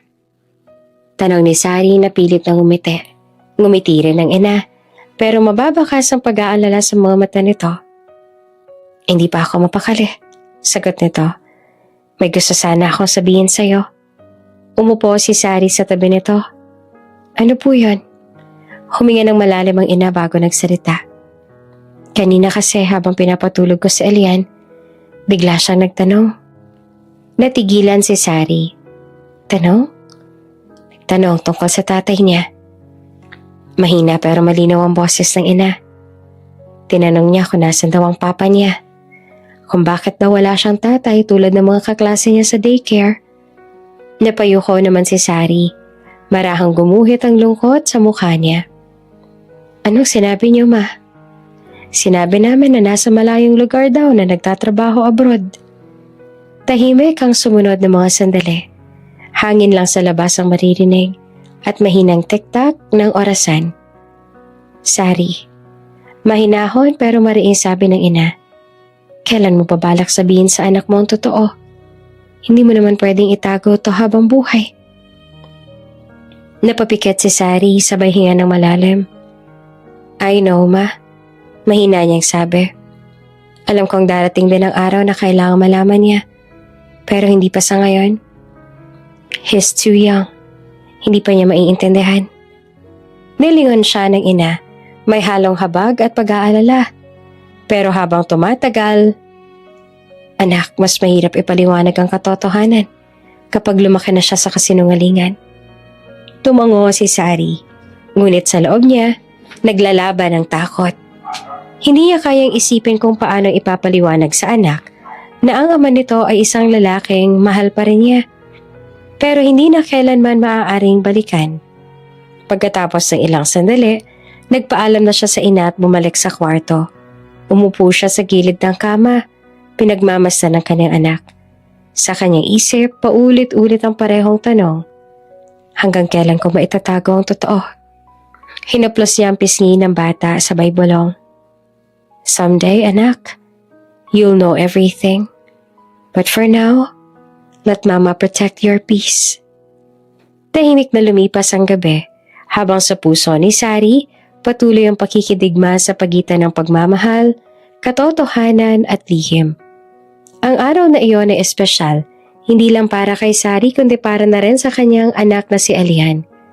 Bilang bahagi ng Family Appreciation Day ng airline kung saan siya nagtatrabaho, pinayagan silang isama ang kanilang mahal sa buhay upang maranasan kung ano ang pakiramdam ng lumipad kasama ang mga crew. Mula pa sa pagbangon, bakas na ang tuwa sa mukha ng bata. "Really po, Mama? Sakay ako sa airplane?" Tanong ni Elian habang bitbit ang maliit itong backpack. Dahil bata pa ay bulol pa ito magsalita, pero matalino at adventurous talaga ang anak niya. Namana nga nito kay Rafael halos lahat. Gusto rin kasi na maging piloto ng anak niya. Ngumiti naman si Sari. "Oo naman, baby. First flight mo to. You'll see the skies up close, anak." Habang nag-aayos si Sari ng uniform, hindi naman maiwasang mapatitig siya sa anak. Ang mga mata nito ang kulay tsokolate, ang pilyong ngiti, pati na ang paraan ng pagtitig. Lahat ay paalala ng lalaking pilit niyang kinalimutan. Ngunit mabilis niyang pinawi ang alaala. Pilit binabalik ang ngiti sa labi. Hindi ngayon. Hindi dapat ngayon. Pagdating nila sa airport, sobrang saya na Elian. Sa unang beses nakakita ng ganitong karaming eroplano. Habang naglalakad sila papunta sa runway, sobrang saya ng bata. Tumatakbo, tumatawa, umiikot. Tila ba sobrang saya nito. "Slow down anak, baka madapa ka," paalala ni Sari sa anak. Ngunit sa isang iglap, bago pa man siya muling makapagsalita, ay tumakbo ang bata ng diretso sa kabilang side ng runway. "Elian!" Sigaw ni Sari ngunit huli na. Nabangga ng bata ang isang piloto na noon ay naglalakad habang may hawak na flight plan folder. Natumba ang bata. Napahinto naman ang piloto at agad na yumuko para tulungan ang batang lalaki. "Oh, I'm sorry. Are you okay, little one?" Dahan-dahan na inalaya ng piloto ang bata tumayo. Ngunit nang mapatingin ito sa mukha ng bata, biglang tumigil ang lahat. Parang may malamig na dumaloy sa kanyang ugat. Dahan-dahan niyang tinanggal ang kanyang salamin. Halos hindi siya makahinga. "No way," bulong niya sa sarili. Imposible. Kamukhang-kamukha ng piloto ang batang lalaking nabangga. Ang bata naman nagulat din pero agad nang umiti. "Sorry po sir, I didn't see you." At bago pa man makasagot ang piloto, isang pamilyar na tinig ang sumigaw mula sa di kalayuan. Napatigil siya. Ang boses na yon, matagal niya nang hindi narinig. Pero kahit lumipas sa mga taon, hindi niya iyon malilimutan. Dahan-dahan siyang napalingon sa pinanggalingan ng tinig. At doon, ilang metro ang layo, nakita niya ang babaeng matagal niya nang hinanap sa bawat alaala. Ang babaeng iniwan siyang may sugat sa puso, si Sari. Suot ito ang flight attendant uniform.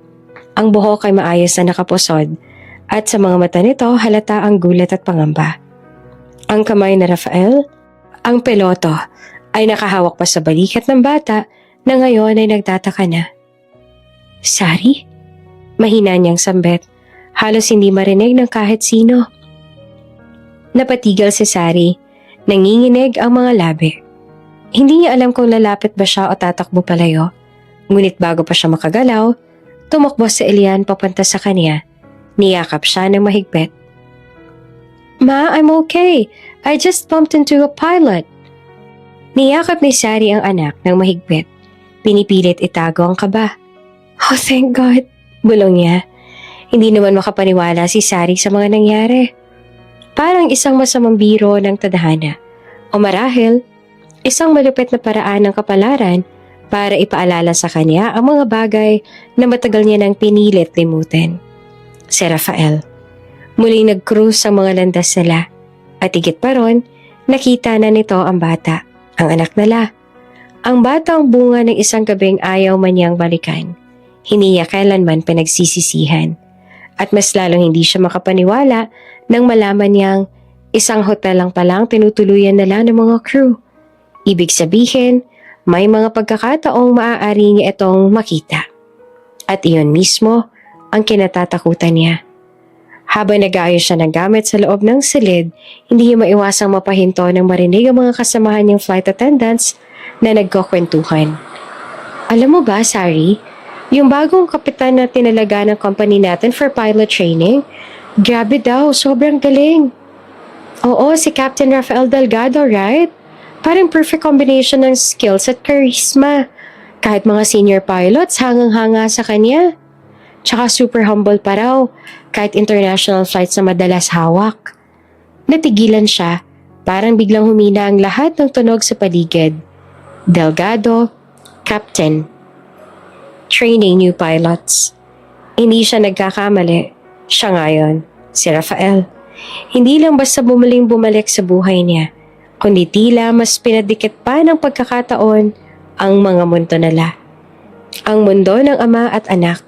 Nilingon niya si Elian na abala sa pagpipinta gamit ang kulay na binili niya sa duty free. Bigla siyang napabuntong hininga. What's wrong, Mommy? Why are you sad?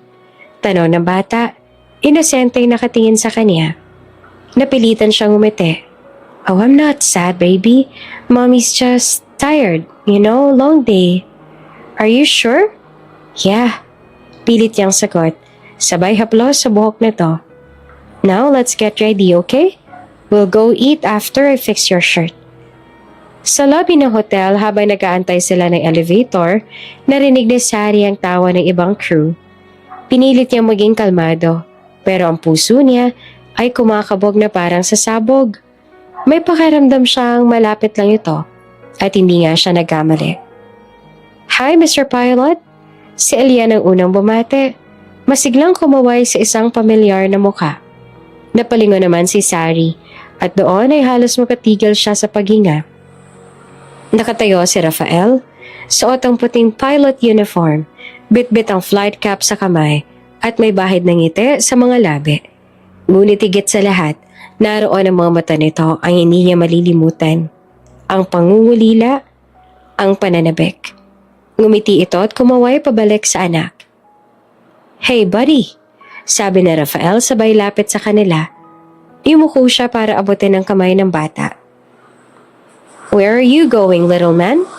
Ngumiti naman si Elian. We're going to eat. Oh, really? That sounds fun. Tumingin si Rafael kay Sari. Isang mabilis ngunit malalim na saliyap. Si Sari naman, mabilis na umiwas ang tingin. Ramdam niya ang init ng titig nito. Parang binabasa siya. Biglang umiti si Elian at nagsabing, Wanna eat with us, Mr. Pilot? Halos mapalunok naman si Sari, pero bago pa siya makasagot, umiling na si Rafael at gumiting mahina. Are you sure I'm invited? Biro niya. Yes, you can sit beside me. Hindi na nakatanggi si Sari, at ilang sandali pa, nagkasabay na silang tatlo sa hapag, sa isang sulok ng hotel restaurant. Tahimik ang simula, pero unti-unting nabasag ng tawa na Elian. Si Rafael naman ay tila natural lang sa bata.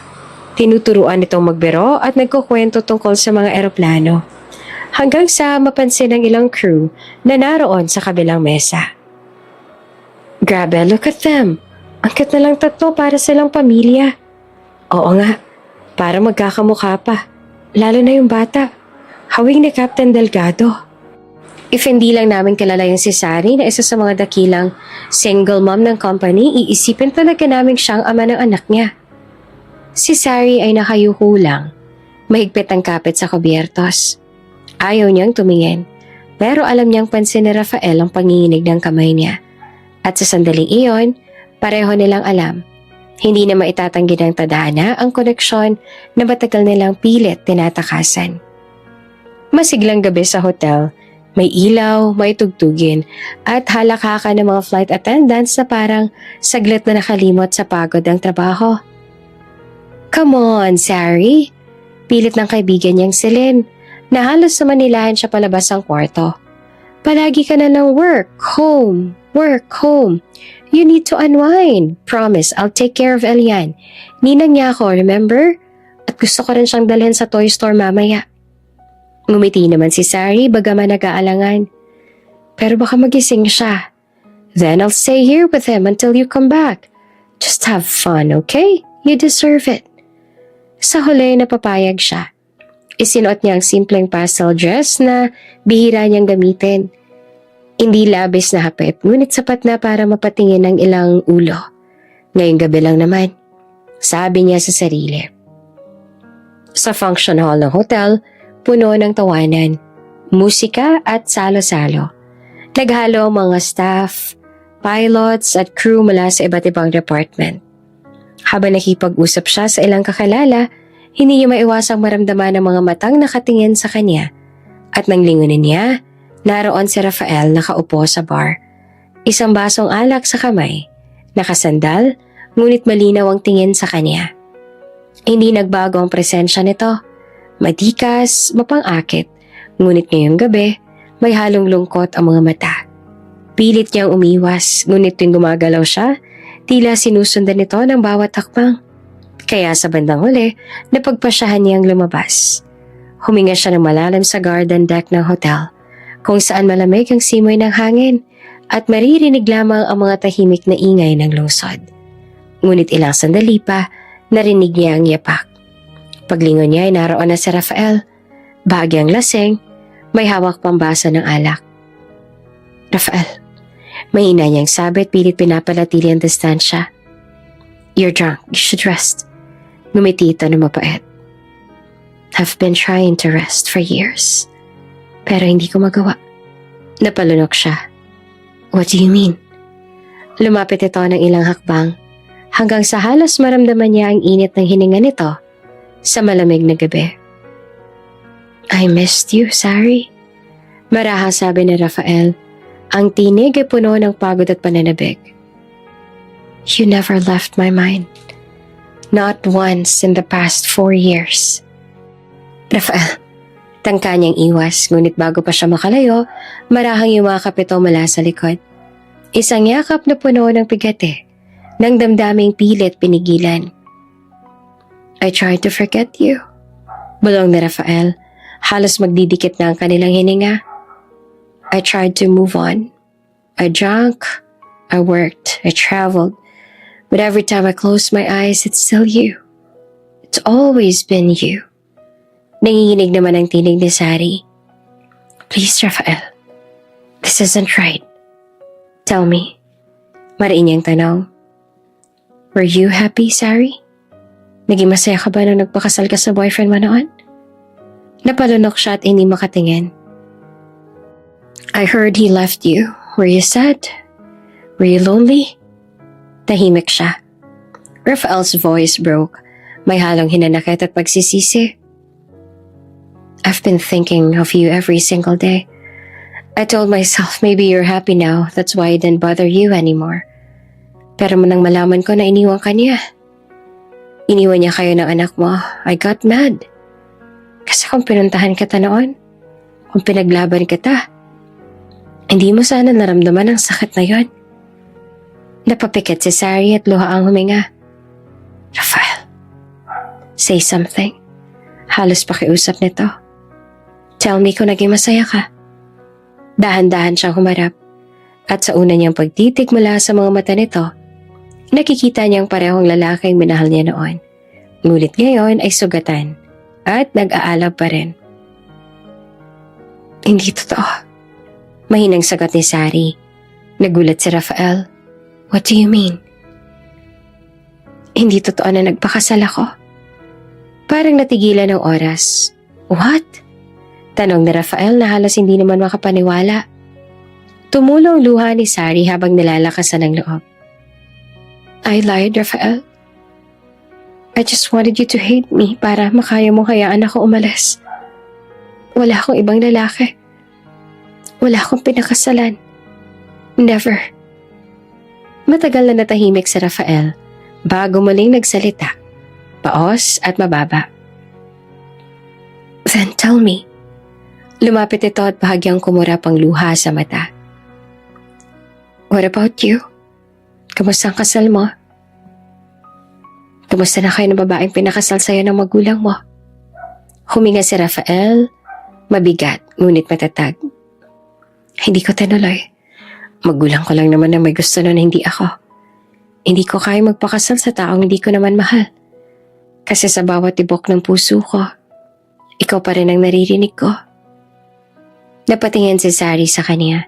Naguguluhan, nasasaktan. Ngunit alam niyang wala nang maitatago. At sa sandaling iyon, nagtagpo ang kanilang mga paningin. Puno ng mga salitang hindi na kailangang bigkasin. Tumingin si Rafael sa kanya, halos pabulong. Si Elian, natigilan siya. If you never marry, then tell me, Sari, sino ang ama ng anak mo? Hindi siya nakasagot. At sa mga mata ni Rafael, dahan-dahang sumili ang pag-unawa. Ang pagkakakilanlan. Oh God! Bulong nito na halos hindi makapaniwala. Ako? Ako ang ama niya, hindi ba? Rafael, mahinang sabi ni Sari na halos hindi makatingin. Pero hindi ito sumagot. Nakatitig lang. Para bang sinusubukan na hanapin ang katotohanan sa bawat patak ng luha ni Sari. Please say it. Halos bulong niya. Ang tinig ay basag. Tell me I'm wrong. Tell me I'm not the father. Hindi na nakapagsalita si Sari. Ang mga mata niya ang nagsabi ng lahat. At nang dahan-dahan siyang umiling, tuluyang gumuho ang mundo ni Rafael. Hindi dahil sa galit, kundi dahil sa pagdagsa ng emosyon na hindi nito kayang pangalanan. Lumapit ito at nanginginig ang boses. All these years, my son was out there? Our son? Tumingin ito kay Sari na puno ng sakit. Why didn't you tell me? Why, Sari? Huminga ng malalim si Sari. Pinipigilan ng pagikbe. Because I had no choice. Sagot niya sa wakas. You were about to get married, Rafael. Your mother hated me. I didn't want to ruin your life. I didn't want to be the reason you lost everything. But you took away my right to know my own child. Galit na may halong luha ang tinig na Rafael. Apat na taon, Sari. I could have been there. I could have held him when he took his first step. When he said his first word. And then what? Putol ni Sari na nanginginig. You think your mother would accept me? Accept us? You think your family would let a maid... Stop. Mahina pero matalim na utos ni Rafael. Don't call yourself that. You were never just that, Sari. Natigilan siya. Ngunit kahit na ganoon, tuloy ang pag-agos ng luha. I did everything to protect him. Patuloy niya. I didn't want Elian to grow up in the middle of chaos. I thought if I raised him alone, at least he'd grow up free. Away from judgment. Away from all the pain. Tahimik si Rafael sa loob ng ilang sandali. Nakayuko, nakapikit. Tila pinipigilan ng sarili. Hanggang sa marahan ito nagsalita. Basagang tinig. You think I'd hurt you? Or my son? Hindi naman makasagot si Sari. Lumapit si Rafael at inilapat ang palad sa pisngi. Marahan, maingat at tila takot na baka tuluyang maglaho sa hangin. You've carried this alone for too long, sabi nito. And I can't blame you for wanting to protect him. But I'm here now, Sari. And I want to be part of his life. Nanginginig si Sari na bahagyang umatras. And what if your family finds out? What if they take him from me, Rafael? Tinitigan siya ni Rafael ng derecho. Then they'll have to go through me first. Matatag niyang sagot. Because no one, not even my mother, will take away my son or the woman I love again. Napahikbe si Sari. Tuluyan ang bumigay. I was so scared I didn't want to lose him. I didn't want to lose you. At sa sandaling iyon, niyakap siya ni Rafael ng mahigpit. Isang yakap na parang gustong habulin ng 4 na taon na nawala. Tahimik silang dalawa. Matapos noon, sa ilalim ng mga bituin, tanging paghinga na lang maririnig. Mabigat, pero sa loob ng 4 na taon, tila ba ngayon lamang sila nakahinga ng maluwag. I want to meet him properly. Bulong na Rafael, halos nagmamakaawa. Let me see him. Let me be his father, Sari. Tumango si Sari. Luhaan ngunit may ngiti sa labi. You already are, Rafael? You always were. Napagkasundoan ni Sari at Rafael na bukas ay kakausapin na lang ang anak dahil kung ngayong gabi ay nakainom pa si Rafael. Kinabukasan ay maagang naganda si Rafael upang makita ang mag-ina. Ang sinag ng araw ay dahan-dahang pumapasok sa bintana ng hotel suite kung saan pansamantalang tumuloy si Sari kasama si Elian. Mommy, are we going somewhere? Tanong ni Elian hawak ang paboritong laruan na eroplano. Ngumiti naman si Sari kahit may kaba sa mga mata. Yes baby, may ipapakalala si mommy sa'yo, okay? Who is it? You'll see. Mahina niyang sagot sabay hagod sa buhok ng anak. Sa kabilang panig ng hotel, hindi rin mapakali si Rafael. Paulit-ulit niyang tinitingnan ang sarili sa salamin. Parang hindi alam kung paano haharapin ang sandaling ito. Piloto siya, sanay sa mga emergency, sa pagharap sa panganib. Pero ngayon, tila hindi sapat ang lakas ng loob niya para sa isang maliit na bata, na anak niya. 4 years, bulong niya sa sarili. 4 years na hindi ko siya nakasama. 4 na taon na hindi niya alam na ako ang ama niya.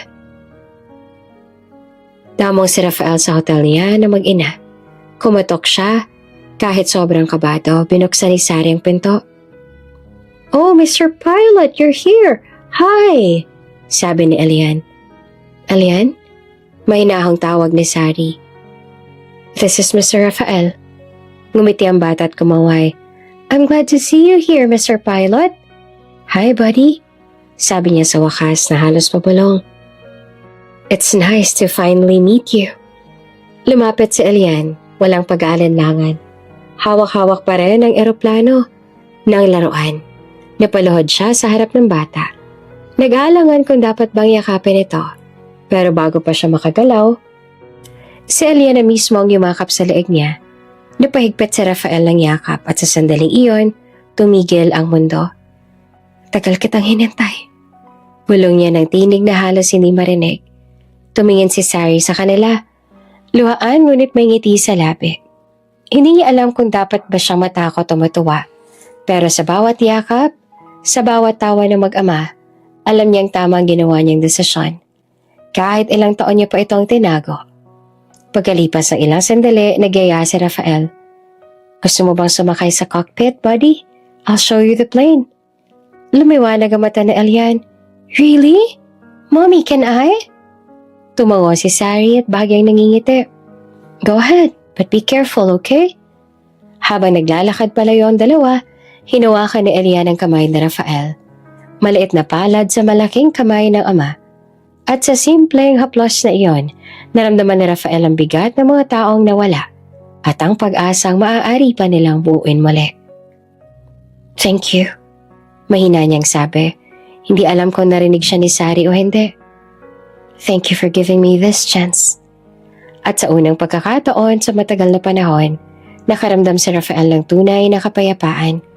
Isang tahimik na kasiyahang nagsasabing, kahit mahirap, kahit huli, narito pa rin ang simula ng lahat. Mabilis na lumipas ang mga araw sa hotel, pero para kay Rafael, bawat oras na kasama si Elian at Sari ay parang isang panibagong buhay. Sa unang pagkakataon, matapos ang ilang taon, mas madalas siyang ngumiti. Madalas siyang marinig na tumatawa. Hindi bilang kapitan ng eroplano kundi bilang isang ama. Si Elian naman halos hindi na mawalay sa kanya. Kapag nasa lounge si Rafael, nandoon din ang bata. Nakaupo sa kandungan niya habang tinuturuan siya ng simpleng aviation terms.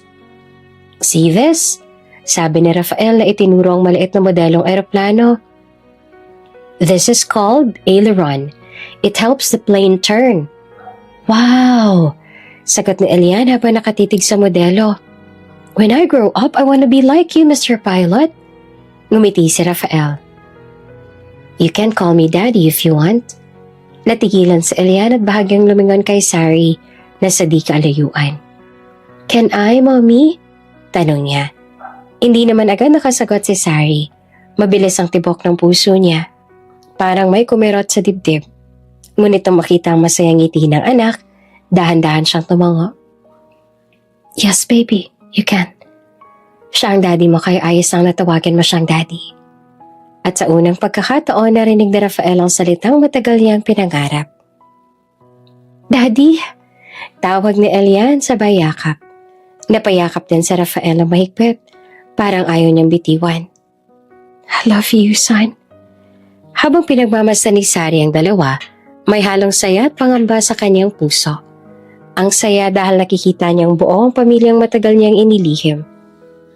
Ang takot dahil alam niyang anumang oras maaaring magbago ang lahat. At sa mga gabi mag-isa siya sa kwarto, paulit-ulit niyang tinatanong ang sarili. Paano kung magbago ang isip na Rafael? Paano kung bawiin niya sa Elian? Hanggang sa isang gabi, lumapit si Rafael sa kanya. Tahimik silang dalawa sa garden ng hotel, kung saan minsan na rin silang nagkita sa nakaraan. Sorry, mahinang sabi ni Rafael. I know you're scared. Hindi siya kumibo. I can see it in your eyes. Dagdag nito. You're afraid that I'll take Elian away. Or that us, won't last. Lumingon si Sari kay Rafael. Mabigat ang tinig. Rafael, hindi mo ako masisisi. Ilang taon tayo nagkalayo. Ilang taon kong iningatan ang anak natin na mag-isa. Tumango si Rafael. Alam ko. Kaya gusto kong patunayan sa iyo ngayon na hindi ko hahayaang masira ulit ang pamilya natin. Tumingin siya ng diretso sa mga mata ni Sari. Hindi ko nahahayaan ikaw na lumayo. Hindi ko hahayaan sa Elian na lumaking wala ako. Ilang araw pagkatapos noon, bumalik na sila sa Pilipinas at tinupad ni Rafael ang pangako niya. Umalis siya sandali. Kinabukasan, bumalik siya sa bahay ng kanyang ina. Sa unang pagkakataon, matapos ang ilang taon, kinausap niya ito ng buong tapang. Ma, paniwala niya. May dapat kang malaman. About what, Rafael? Tanong ng ginang na malamig ang tono. About Sari. About my son. Halos mabitawan naman ng ina ang hawak na tasa. Your son? Tumango si Rafael. Yes. Elian. He's 3 years old. At siyang bunga ng pagmamahala namin ni Sari. Tahimik ang sumunod na sandali, mabigat. Mahal ko siya. Si Sari ang dahilan kaya hindi ko kaya magpakasal noon sa babaeng pinili ninyo. Kasi hindi ko siya mahal. Si Sari lang minahal ko noon. At hanggang ngayon, siya pa rin. Matagal bago muli nagsalita ang ginang. Kita sa mga mata nito ang gulat, galit, at kalaunay unti-unting pag-unawa. Rafael, bulong nito. Kung siya talaga nagpapasaya sa'yo, kung siyang bumubuo sa'yo then, I will not stand in your way. Ilang taon din ako naging hadlang sa kaligayahan mo. Dahil doon nasaktan ka. Natuto na ako sa pagkakamali ko noon. Lumuwag ang dibdib ni Rafael at tuluyang napaluha. Thank you, Ma. Thank you for giving me this chance. Kinabukasan, bumalik siya sa kanyang mag-ina. Nakita niya si Sari. Lumapit siya. At walang sabi-sabing hinawakan ng kamay nito. Ma accepted you. Mainang sabi ni Rafael. And I will spend the rest of my life proving that I won't let you and Elian go again. Rafael, we'll start again. This time, no secrets, no fears, just us. The family we should have always been. At sa unang pagkakataon, muli niyakap siya ni Rafael, hindi bilang pagnanasaw pangungulila, kundi bilang pangako. Pangakong kahit anumang bagyong dumaan, hindi niya nahahayaang masira ang mundong unti-unti nilang binubuo.